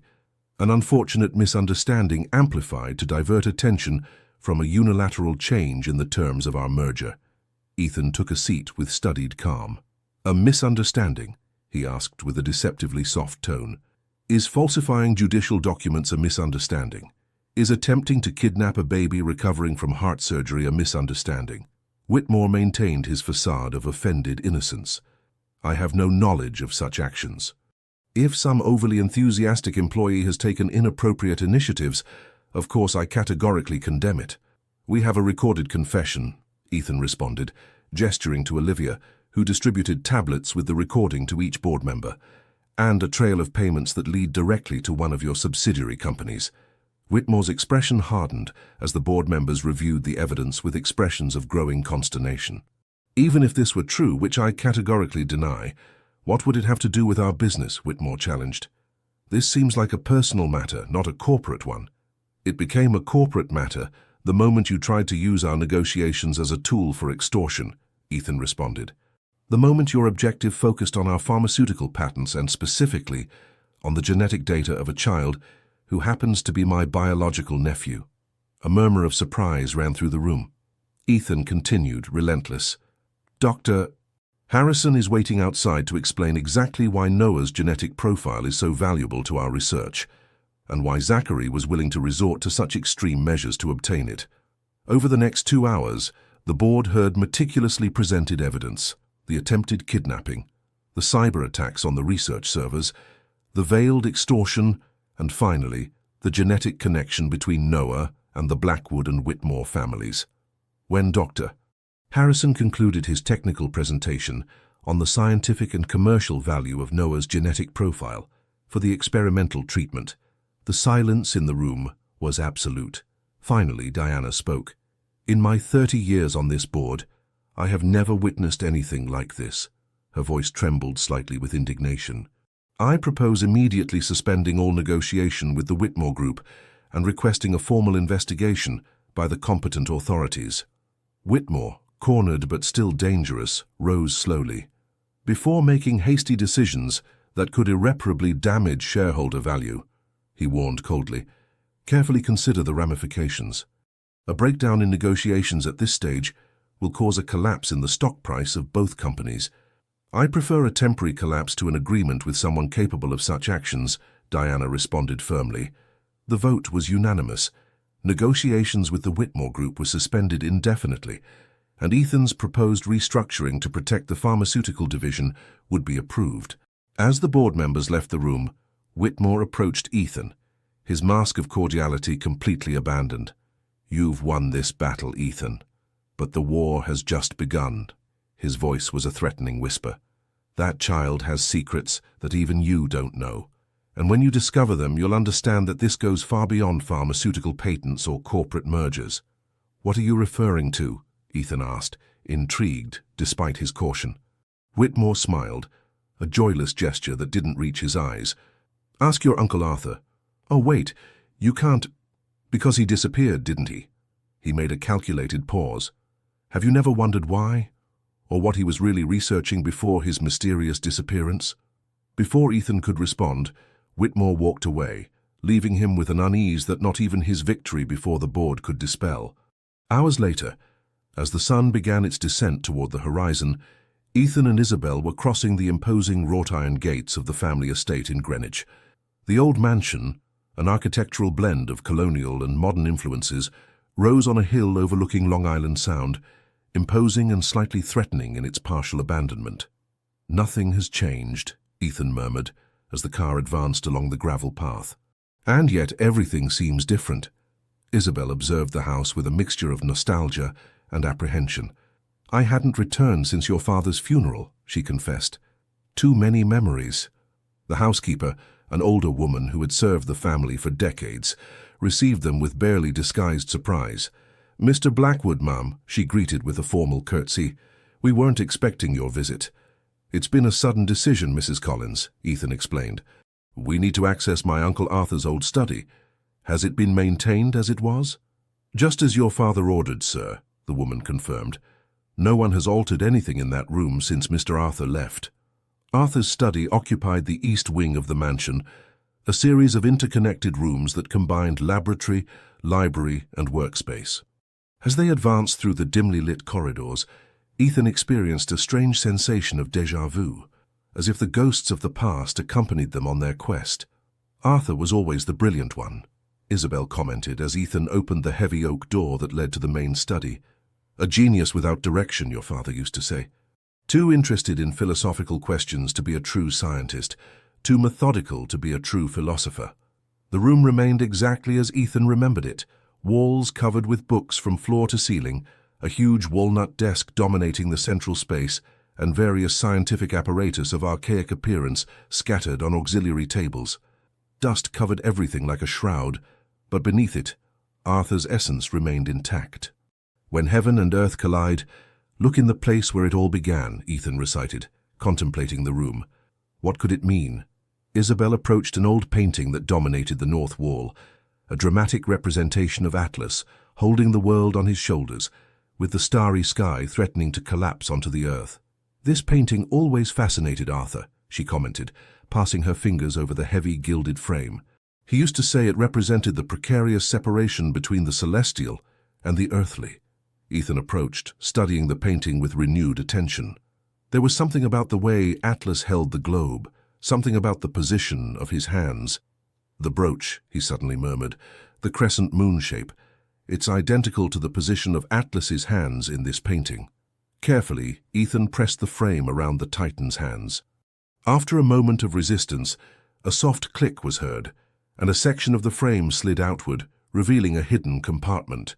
Inside, they found a leather-bound journal, an antiquated USB drive, and a photograph. Ethan took the image with trembling fingers. It showed a young Arthur next to a beautiful woman he recognized as Eleanor Whitmore. Both smiled at the camera, with the crescent moon brooch pinned to Arthur's lapel. The journal was written in a complex code, but the USB drive proved accessible when they connected it to the laptop Ethan had brought with him. The files revealed a research project of astonishing scope, a multi-generational study on the unusual genetic characteristics of certain European families, among them the Blackwoods and the Whitmores. Project Moon, Ethan read from the main document. Research on the genetic inheritance of advanced cardiovascular adaptations in select lineages. As they immersed themselves in the files, an extraordinary story began to emerge. Arthur had discovered that certain families, including the Blackwoods and the Whitmores, shared unique genetic markers related to cardiac adaptations that, in certain combinations, produced both pathologies and extraordinary potential benefits: resistance to extreme altitude, increased lung capacity, superior circulatory efficiency. We always knew our family had heart problems, Isabel murmured. But this suggests they aren't simply defects, but evolutionary variations that, in the right combination, could represent the next stage in human adaptation to extreme conditions, Ethan completed, amazed at the implications. Among the documents, they found references to a crucial advancement that Arthur had achieved shortly before his disappearance: the ability to isolate and potentially correct the pathological manifestations of these traits, preserving their evolutionary advantages. This is the foundation of the experimental treatment we're developing, Ethan realized, but Arthur discovered it more than a decade ago. And Zachary knows it, Isabel added with a somber expression. He must have discovered Eleanor's files after her death. As they continued investigating, a file dated just a few weeks before Arthur's disappearance caught their attention. It was a letter addressed to Eleanor, never sent. My dear Eleanor, if you're reading this, it means I've had to disappear to protect our discovery. The implications of our research go far beyond what we initially imagined. This isn't simply about cardiac pathologies, but about human capabilities that could revolutionize our understanding of evolution and adaptability. Your brother has discovered our work. I can't risk him using it for his purposes. I've taken precautions to hide the most crucial aspects of the research, fragmenting it into parts that can only be reassembled with the correct keys. If circumstances allow, I will return. If not, seek out Ethan. Despite his apparent coldness, he has the integrity we need to protect what we've discovered. Always yours, Arthur. A dense silence fell over the room as both processed the implications of this revelation. Finally, Ethan spoke. Noah isn't simply a child with a heart condition and a valuable genetic profile, he realized. He's the culmination of Arthur and Eleanor's work, the perfect combination of both lineages. A genetically designed child, Isabel murmured, her voice barely audible. Not just to survive his condition, but to transcend it. Ethan collapsed into his uncle's old chair, the magnitude of the situation falling on him like a physical weight. This is what Whitmore really wants, he finally said. Not just the patents or the treatment, but the potential that Noah represents.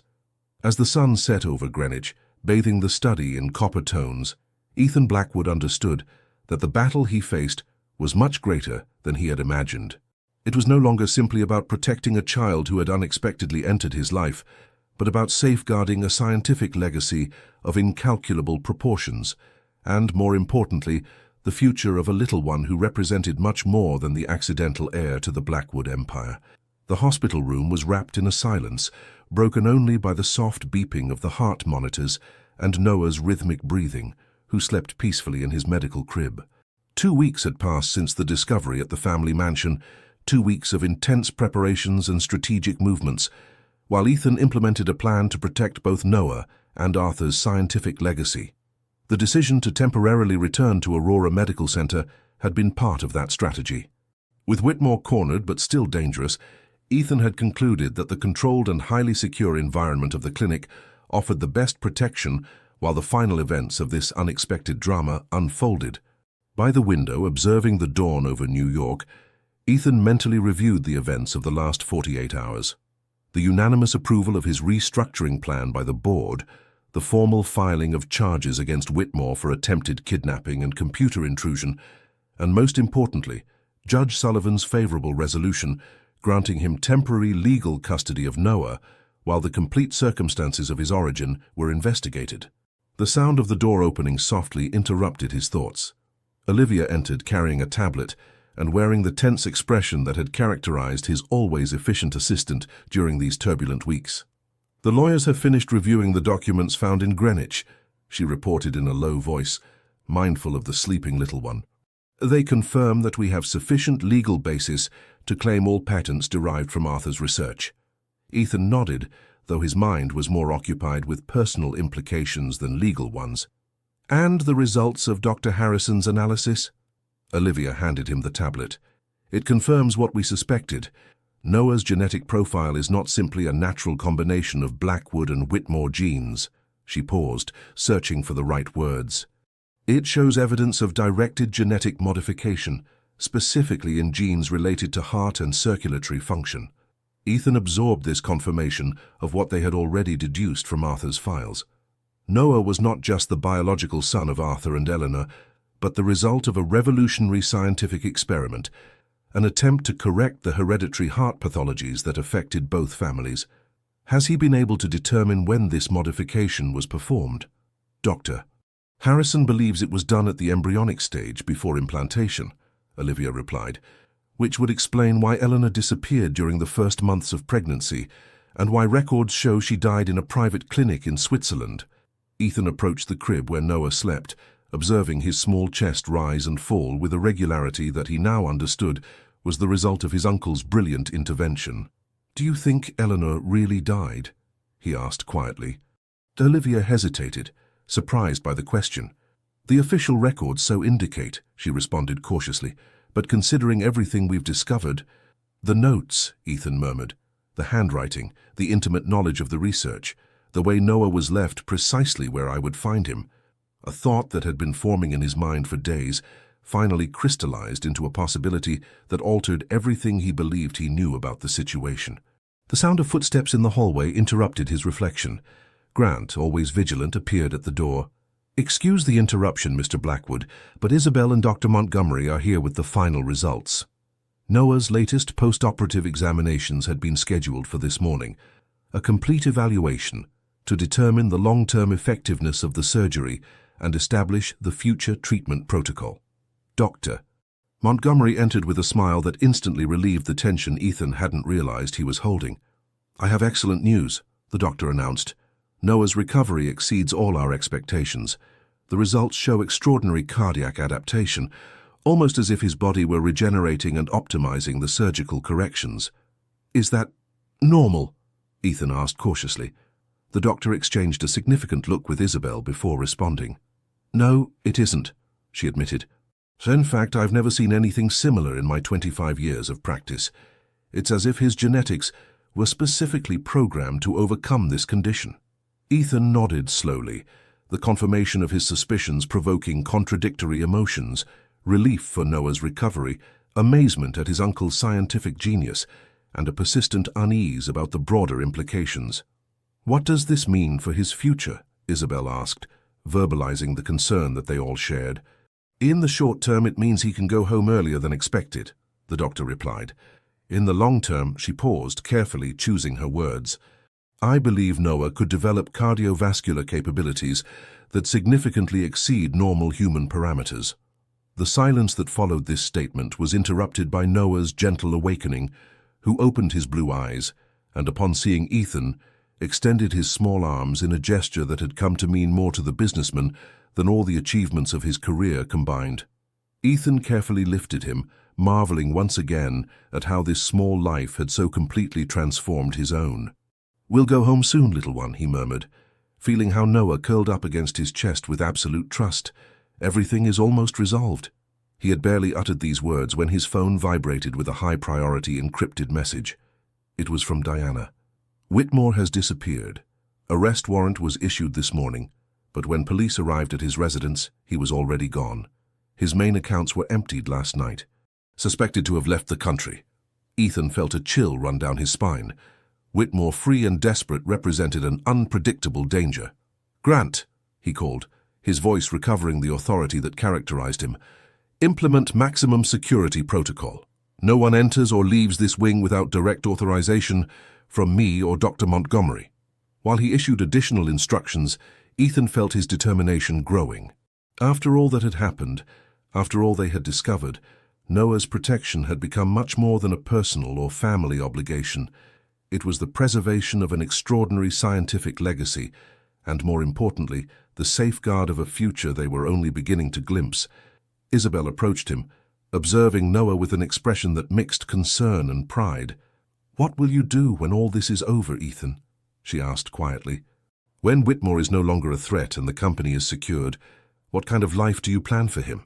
The question took him by surprise, not because he hadn't considered it, but because the answer had formed within him with a certainty that dramatically contrasted with the calculating and distant man he had been just a few months ago.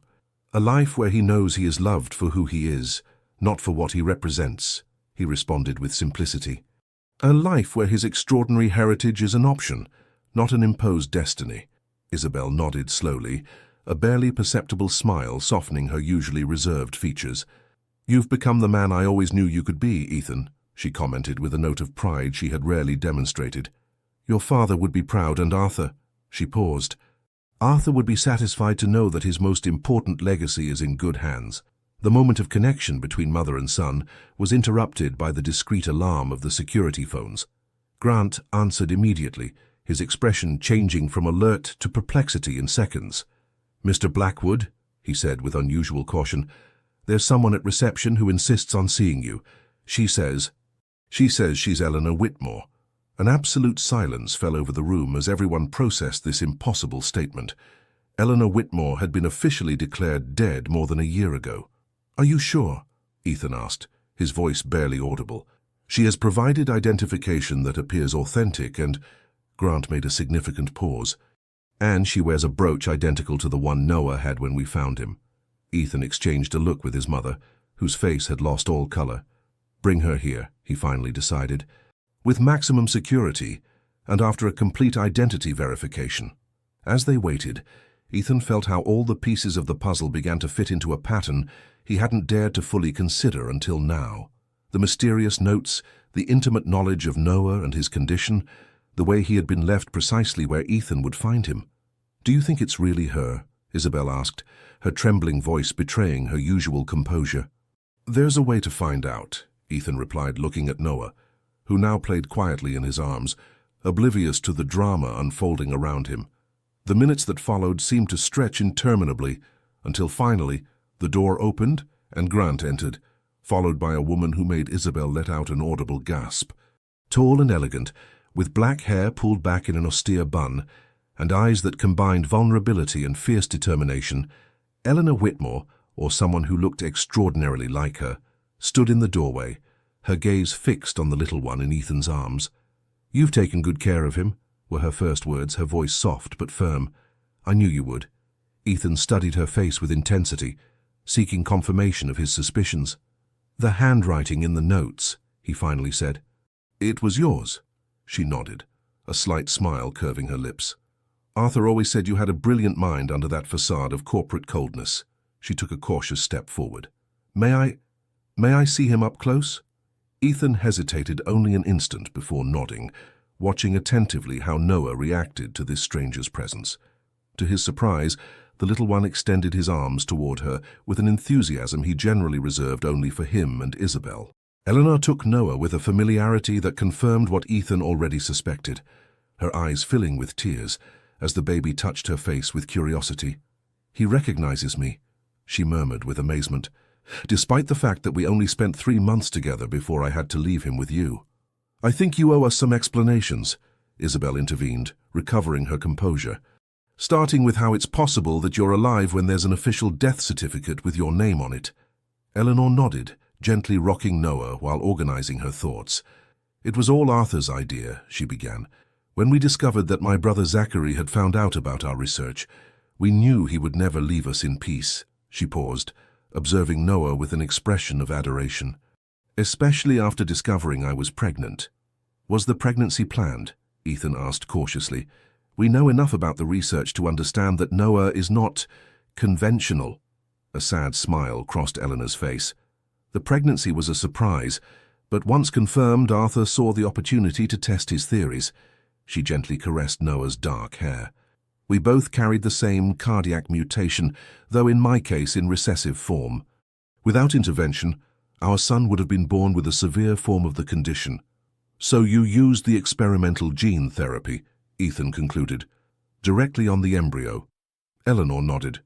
"Arthur had perfected the technique in laboratory models, but it had never been tested in humans." Her expression turned solemn.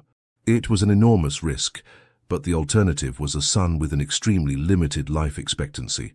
"Why fake your death?" Isabel asked, her tone mixing incredulity and something close to admiration for the plan's audacity. "Zachary has never accepted a no for an answer," Eleanor replied bitterly. "When he discovered our work, he first tried to buy it, then steal it, and finally threatened to expose aspects that he knew would attract ethical and legal scrutiny." She made a significant pause. "Human genetic modification remains an extremely controversial field, even when performed to prevent fatal diseases." "So you disappeared," Ethan concluded. "But Noah needed protection that I couldn't provide while I was dead," Eleanor completed. "And Arthur had disappeared months before, establishing our safety network." Her eyes met Ethan's. "We chose you, Ethan. It was no coincidence that Noah appeared at the door of your building." "Where is Arthur now?" Isabel asked, her voice barely audible. Eleanor's face darkened. "I don't know for certain. Our plan was to meet in Switzerland after Noah was safe, but he never arrived." Her eyes filled with contained tears. "The last communication I received suggested that Zachary was closer than we thought. I fear that—" She couldn't complete the sentence. A heavy silence fell over the room, broken only by Noah's soft babbling, who seemed fascinated with the necklace Eleanor wore, another crescent moon brooch, identical to the one that had accompanied the baby in his first appearance. "Why return now?" Ethan finally asked. "It's the most dangerous moment, with Whitmore on the run and desperate." Eleanor looked up, a fierce determination replacing her momentary vulnerability. "Because I found what Arthur left for us," she replied. "The final piece of our research, hidden where only I could find it." She looked significantly at Isabel. "In the cabin by the lake in Vermont. The one we visited together that summer, when we were barely teenagers." Isabel seemed momentarily disconcerted before recognition illuminated her face.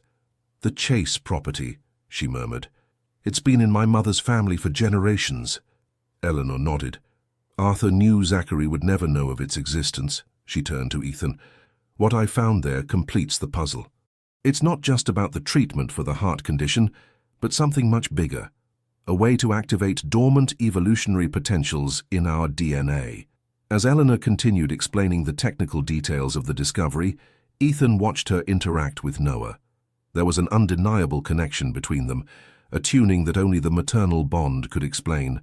And yet, he felt an unexpected pang at the idea that Noah would no longer need him in the same way. "What do you intend to do now?" he finally asked, interrupting the scientific explanation. Eleanor looked at him with intensity. "We need to complete what Arthur started, but protecting Noah from those who would see him only as an experiment or a source of profit," she paused. "I can't do it alone, Ethan, and Noah," she looked at the little one with a complex expression, "he has chosen you too. In these months you have become his father in all the ways that matter." The words hung suspended between them, laden with implications that neither dared to fully articulate. Before Ethan could respond, Grant burst into the room, his face tense with contained urgency. "Mr. Blackwood, we detected a security breach in the outer perimeter," he quickly reported. "And we just received information from our contacts. Whitmore was seen entering New York 3 hours ago on a private flight from Boston." The atmosphere in the room instantly changed, tension rising to palpable levels. Ethan took Noah from Eleanor's arms with precise movements that reflected the confidence developed over months of care. "Implement the Dawn Protocol," he ordered Grant. "Evacuate non-essential personnel and prepare the secondary escape route." As Grant left to execute the orders, Ethan turned to the women. "We have contingencies prepared for this possibility," he explained. "A helicopter is waiting for us on the roof to transfer us to a secure location." The efficient calm with which Ethan handled the crisis visibly impressed Eleanor, who nodded with silent approval as she helped gather the essential items for Noah. "You were always the strategist of the family," Isabel commented, a note of maternal pride coloring her usually reserved voice. In less than 10 minutes, the group was heading to the clinic's roof, escorted by Grant and 2 additional members of the security team. Noah, strangely calm despite the movement and tension, observed everything with wide-open eyes from Ethan's arms. The wind whipped the roof when they emerged under the New York night sky. The helicopter was already there, its blades beginning to spin in preparation for immediate takeoff.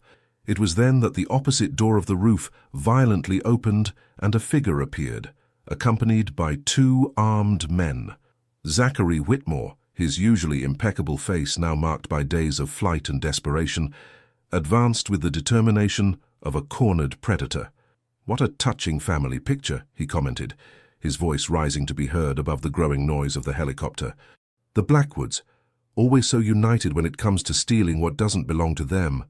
Grant and his team positioned themselves protectively in front of Ethan and the others, while Ethan discreetly passed Noah to Natalie's arms, who had silently emerged behind them. "It's over, Zachary," Ethan declared, his voice firm despite the precarious situation. "The police are on their way. There's no way out for you." "There's always a way out for those willing to take it," Whitmore responded, his smile devoid of all warmth. "And I won't leave without what I came to get." His gaze fell on Noah, who observed the scene with a surprising calm for such a small baby. It was Eleanor who stepped forward, facing for the first time in more than a year the brother who believed her dead. "I won't allow you to use him as a resource to exploit, Zachary." Her voice trembled slightly, but her words were firm. "You never understood that our work wasn't about patents or profits. It was about evolution, about the future." Whitmore seemed momentarily disconcerted at seeing his sister, but quickly recovered. "Evolution? Future?" His laugh lacked humor. "You were always so idealistic, Eleanor, so similar to that dreamer Arthur." His expression hardened. "But in the real world, discoveries like this are worth billions, and I won't allow family sentimentality to get in the way." He gestured to his men, who advanced threateningly. Grant and his team tensed their postures, prepared for the confrontation. "Think carefully, Zachary," Ethan warned, buying time. "You're adding kidnapping and attempted homicide to your charges. There's no turning back from here." "I have no turning back, Ethan," Whitmore responded, a flash of something resembling remorse fleetingly crossing his face. "I lost everything when you let the board vote against the merger. My reputation, my empire." He made an encompassing gesture. "All I have left is the future that child represents." The sound of sirens began to become audible in the distance, rapidly growing in intensity. Whitmore briefly looked toward the door, calculating his options. It was that moment of distraction that Grant took advantage of to make his move.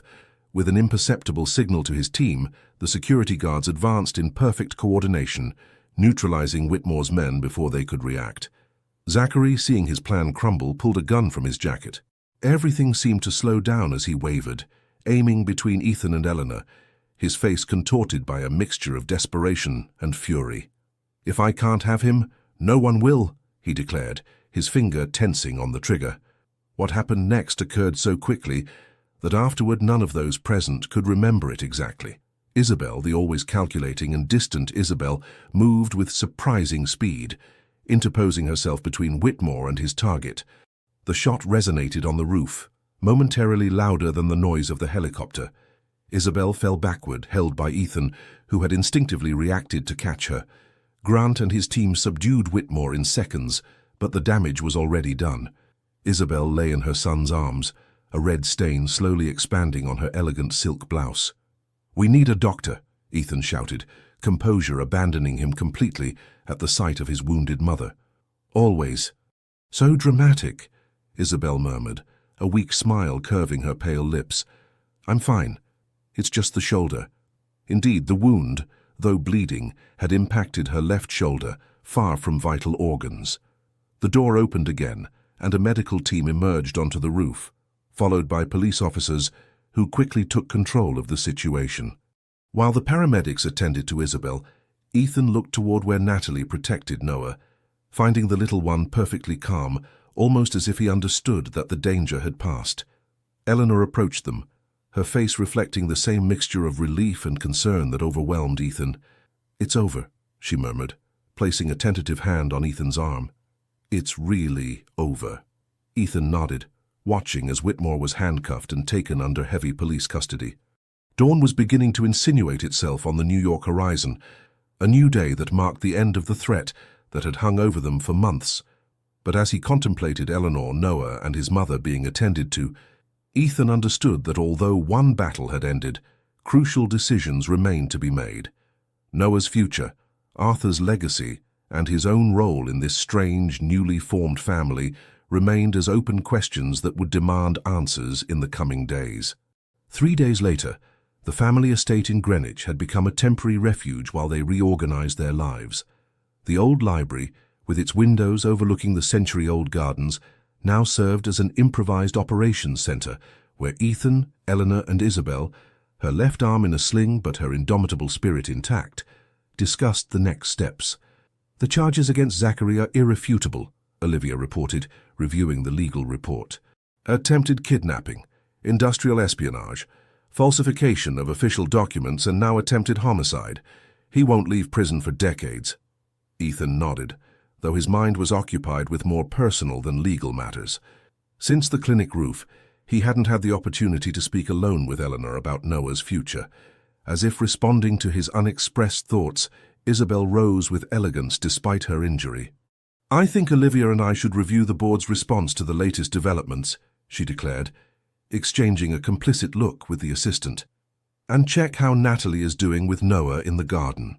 Once alone, an uncomfortable silence settled between Ethan and Eleanor. Both looked out the window toward the garden, where Noah enjoyed the autumn sun under Natalie's watchful eye. "He's grown so much in these months," Eleanor finally commented, her voice soft. "And he seems so happy." "He is," Ethan confirmed. "The doctors are amazed at his recovery. They say it's as if his body were reprogramming itself." Eleanor nodded, a slight smile of pride illuminating her face. "The gene therapy worked exactly as Arthur predicted," she paused. "But what we couldn't foresee was the emotional environment he would need. You've given him that, Ethan. A home, stability, love." The word hung suspended between them, laden with meaning. Ethan had never been a man to openly express emotions, but the events of the past few months had dismantled many of his carefully constructed barriers. "What happens now?" he asked directly. "You're his biological mother. You have legal rights over him that I can't dispute." Eleanor studied him carefully before responding. "Is that what worries you? That I'll take him away from you?" Ethan didn't respond immediately. When he finally spoke, his voice contained a vulnerability that would have been unthinkable in the man he was before Noah. Throughout my life, I've controlled every variable, calculated every risk. I built an empire following that philosophy. He paused, searching for the right words. But with Noah, for the first time, I'm facing something I can't control through contracts or corporate strategies. And the idea of losing him. He couldn't finish the sentence, but it wasn't necessary. Eleanor moved closer, placing a hand on his in a gesture of understanding. "I haven't come to take Noah away from you, Ethan," she said softly. "I've come to complete our family." Ethan's look of surprise made her smile. "Arthur always said that under that facade of ruthless executive beat the heart of a true Blackwood," she continued. "Someone capable of fierce loyalty and unconditional love, if he ever found something that deserved it." She turned to the window, observing Noah laugh as Natalie gently bounced him in her arms. "Noah needs you, and I think you need him." She made a significant pause. "What I propose is shared custody, an opportunity for Noah to have both a mother and a father in his life, a complete family." Ethan was processing these words when the door opened and Grant hurriedly entered. "Excuse the interruption, Mr. Blackwood." His expression revealed a mixture of urgency and bewilderment. "But there's someone at the entrance. He says he's Arthur Blackwood." The impact of these words was like an electric shock. Ethan and Eleanor looked at each other for a second before simultaneously moving toward the door. The main hall of the mansion, with its imposing marble staircase and ancient family paintings, now served as the stage for an encounter that none had believed possible. Standing by the fireplace, thoughtfully observing the portrait of his grandfather, was a man Ethan hadn't seen in more than 20 years. Arthur Blackwood had aged, his once black hair now streaked with grey, lines of experience marking a face that still retained the intellectual intensity that had always characterized him. Seeing them enter, a cautious smile illuminated his features. "Ethan," he greeted with a hoarse voice, as if he hadn't used it in a long time. "You've changed." Before Ethan could respond, Eleanor let out a choked sob and crossed the hall in seconds, throwing herself into Arthur's arms with an intensity that made the man stagger. "I thought you were dead," she murmured against his chest. "All these months without a word." Arthur embraced her tightly, his face buried in her hair. "I'm sorry, my love," he whispered. "It was the only way to complete the work and keep you safe." Ethan observed the scene with a mixture of contradictory emotions, relief, confusion, and something close to jealousy at witnessing the reunion of Noah's biological parents. As if perceiving his emotional turbulence, Arthur looked up at his nephew. "Thank you," he said simply, "for taking care of them when I couldn't." Before Ethan could respond, the sound of footsteps in the garden drew his attention. Natalie appeared on the terrace with Noah in her arms. Seeing the group gathered in the hall, she momentarily stopped before continuing toward them. Time seemed to stand still when Arthur saw his son for the first time. All composure abandoned him as he advanced with trembling steps, his eyes fixed on the little one who observed him with intense curiosity. "He's perfect," Arthur murmured, extending a hesitant hand toward Noah. To everyone's amazement, the baby immediately extended his arms toward Arthur, with the same instant trust he had shown toward Ethan months earlier. "He recognizes something in you," Ethan commented, observing the exchange with fascination. "Something in your essence." Arthur took Noah with reverence, his eyes bright with barely contained emotion. "The genetic connection goes beyond the physical," he explained softly. "Especially in his case, his senses, his perception. They're extraordinary." Once all gathered in the library, with Noah playing contentedly in the center of their newly expanded family circle, Arthur began to explain his long absence and his sudden reappearance. "When I discovered that Zachary had infiltrated our laboratory, I knew he would come after our research," he began. "But more importantly, he would come after Noah once he discovered his existence." "So you disappeared," Ethan concluded. "To complete the research in secret." Arthur nodded, his gaze alternating between Eleanor and Noah, as if afraid they would disappear if he looked away too long. "I needed to find a way to permanently protect Noah," he explained, "not only from Zachary, but from anyone who might see his condition as something to exploit." He made a significant pause. "What I discovered in these months goes far beyond our original research." From his pocket, he extracted a small storage device. "This is my life's work," he declared. "A method to activate latent genetic potentials without the pathological side effects, not just for heart conditions, but for a variety of human characteristics that remain dormant in our DNA." "And have you tested it?" Eleanor asked, leaning forward with scientific interest. "Does it work?" Arthur smiled enigmatically. "On myself, yes," he responded. "That's why Noah recognized me immediately. We now share more than simple family genetics. We share activated potentials." The magnitude of this revelation left everyone momentarily speechless. It was Isabel, who had been listening silently from a nearby armchair, who finally spoke. "What does this mean for Noah?" she asked, the maternal concern evident in her voice. "And for all of us?" Arthur looked thoughtfully at the little one, who played oblivious to the transcendental implications being discussed around him. "It means choice," he finally replied. "Noah will be able to decide when he's older if he wishes to activate his full genetic potential. Meanwhile," he looked directly at Ethan, "he needs a family to guide him, to protect him, to love him for who he is, not for what he might become." The look exchanged by the two men contained an understanding that transcended words. In that moment, Ethan understood that he wasn't losing Noah. He was gaining an extended family united by something deeper than simple biology. "We need to decide what to do with this research," Ethan finally said, his business mind reasserting itself. "It has implications that go far beyond us." Arthur nodded gravely. "That's why I've returned now, when Zachary no longer represents a threat." He gestured toward the device he had left on the table. "This knowledge cannot belong to a single corporation or government, but it also can't be released irresponsibly." "A foundation," Eleanor suggested, the idea forming as she spoke. "An independent entity with international ethical oversight. Under the protection of the Blackwood Empire," Ethan added, "but with complete scientific autonomy." The conversation continued well into the night, strategies and plans forming among people who just days before had been strangers, now united by the extraordinary child who slept peacefully in an improvised crib beside them. When everyone finally retired to rest, Ethan remained alone in the library, watching Noah sleep. Moonlight entered through the windows, bathing the little one in a silver glow that seemed to accentuate the exceptionality of his existence. "I promise you a future where your gift is a blessing, not a burden," Ethan murmured, gently caressing Noah's cheek. "A future where you can choose your own path." As he contemplated the child who had transformed his existence, Ethan Blackwood understood that the true evolution he had experienced was not genetic, but emotional. The calculating and distant man he had been had given way to someone capable of an unconditional love he never believed possible. With that certainty in his heart, Ethan prepared for the final challenge, integrating all these extraordinary changes into a life that would never again be the one he had known. 1 year later, the Blackwood Foundation for Ethical Genetic Advances occupied an impressive sustainable glass and steel building on the outskirts of New York. Its design, which combined state-of-the-art laboratories with natural spaces and residential areas, reflected the philosophy of balance between science and humanity that guided its mission.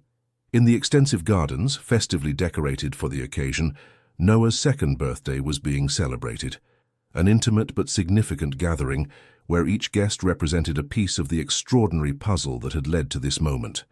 Ethan observed from the terrace as Noah, grown and surprisingly agile for his age, ran among the guests with the inexhaustible energy of childhood. His laughter, clear and contagious, seemed to illuminate the entire space, drawing smiles even from the most serious scientists. "He looks like a completely normal child," Diana Cooper commented, who had become an invaluable ally during the restructuring of the Blackwood Group and the creation of the foundation. "That's the idea," Ethan responded with a smile, "that he grows up feeling normal despite being extraordinary." In the center of the garden, Eleanor and Arthur supervised Noah's play with other children of researchers and foundation staff. The couple had found a perfect balance between their scientific dedication and their parental commitment, living in a residence annexed to the complex. The shared custody agreement had naturally evolved toward an unconventional but surprisingly functional family arrangement. Noah divided his time between Ethan's urban penthouse and his biological parents' country residence, developing solid bonds with all. Isabel, completely recovered from her wound and rejuvenated by her new role as an actively involved grandmother, approached Ethan with 2 glasses of champagne. "Who would have imagined that you would end up being the emotional center of this peculiar family?" she commented, with an ironic smile that softened her words. "Your father would be proud, though probably also quite confused." Ethan accepted the glass with a soft laugh. "Life has an interesting sense of humor," he responded, observing how Noah now ran toward them, his little legs moving with coordination that amazed pediatricians. "Daddy E!" exclaimed the little one, using the name he had spontaneously developed for Ethan. "Come see Daddy A's gift." Ethan allowed himself to be dragged by the small hand that gripped his with surprising strength, exchanging an amused look with his mother. Noah's ability to accept and love his multiple parental figures without confusion or conflict was just one of the many gifts he seemed to naturally possess. In the center of the garden, Arthur had set up a small portable planetarium that projected constellations onto a white silk screen. Noah watched fascinated as the artificial stars, his face illuminated by a wonder that made all those present remember the magic of discovering the universe for the first time. "I'm explaining to him that we are stardust," Arthur commented when Ethan joined them. "That the elements that compose us were forged in the heart of ancient suns." "A bit advanced for a 2-year-old, Ethan observed with a smile. "Not for this child," Eleanor responded, joining the conversation. "His cognitive tests are, well, let's say the pediatricians are reconsidering their developmental scales." While the adults conversed, Noah continued contemplating the projected stars, his eyes reflecting an understanding that seemed to go beyond his age. From time to time he would look up at the 3 adults who formed his family core, a smile illuminating his face as if he understood the extraordinary fortune of being so completely loved. The celebration continued until sunset, when guests began to say goodbye. Finally, only the immediate family remained: Ethan, Eleanor, Arthur, Isabel, and of course Natalie, who had gone from nurse to a kind of big sister for Noah. Seated on the terrace, watching the sky transform into a canvas of colors, while Noah slept peacefully in Eleanor's lap, they shared a moment of tranquility that contrasted with the tumult that had characterized their initial union. "Next month, we'll present the first clinical results of the treatment," Arthur commented, breaking the comfortable silence. "The applications for congenital heart conditions exceed our most optimistic expectations." "And the other applications?" Ethan asked cautiously. "Those that go beyond conventional medicine?" Arthur exchanged a look with Eleanor before responding. "Those will remain under strict ethical protocol until we are absolutely sure of the implications." He paused. "Some human capabilities perhaps aren't meant to be activated in this generation." "And Noah?" Isabel asked, verbalizing the question they all regularly contemplated. "Noah will have choice," Eleanor responded firmly. "When he's older, he'll understand what he is and what he could be. Then he'll decide his own path." Ethan nodded, remembering the silent promise he had made to the little one a year ago. "Meanwhile, our job is to ensure he grows up understanding that his value doesn't reside in his exceptional genetics, but in his humanity," he added, slightly surprising the others with the depth of his reflection. Arthur smiled, a gesture that softened the lines of experience on his face. "You know, when I planned to leave Noah with you, I expected you to protect him, to use your resources and intelligence to keep him safe." He made a significant pause. "I never imagined you would also teach him to love. That has been your true gift to him, Ethan, and to all of us." The words hung in the evening air, laden with a recognition that Ethan had never sought, but which now, surprisingly, he found deeply meaningful. When Noah awoke moments later, his blue eyes immediately found Ethan's. He extended his arms in that familiar gesture that, from the first day in the lobby of Blackwood Tower, had melted the defenses of the ruthless businessman. Ethan took him in his arms, feeling how the little one curled against his chest with total trust. In that moment, holding this extraordinary child surrounded by this improbable family, Ethan Blackwood understood a truth that had eluded the man he was before. True human evolution didn't reside in genetic modifications or exceptional physical capabilities, but in the ability to create bonds that transcended biology, in the courage to open oneself to love without guarantees or calculations. "Happy birthday, little one," he murmured, gently kissing Noah's forehead. "You've changed our world."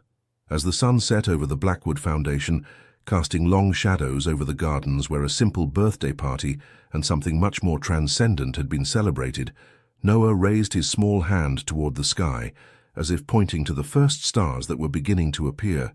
"Home," he said simply, with that surprising clarity that characterized his linguistic development. Ethan followed his gaze toward the firmament, then toward the people gathered on the terrace, understanding the profound truth in that single word. For Noah, home wasn't a place, but these people who had rebuilt their lives around his arrival, forming a constellation as unique and bright as the stars that so fascinated the little one. "Yes, Noah," Ethan confirmed, his voice laden with contained emotion. "We are home." And as the child smiled, his eyes reflecting a wisdom that transcended his short age, all those present felt the certainty that, regardless of what extraordinary future awaited Noah Blackwood, it would be grounded in the most valuable and ordinary thing humanity had developed throughout its evolution: the capacity to love and be loved unconditionally.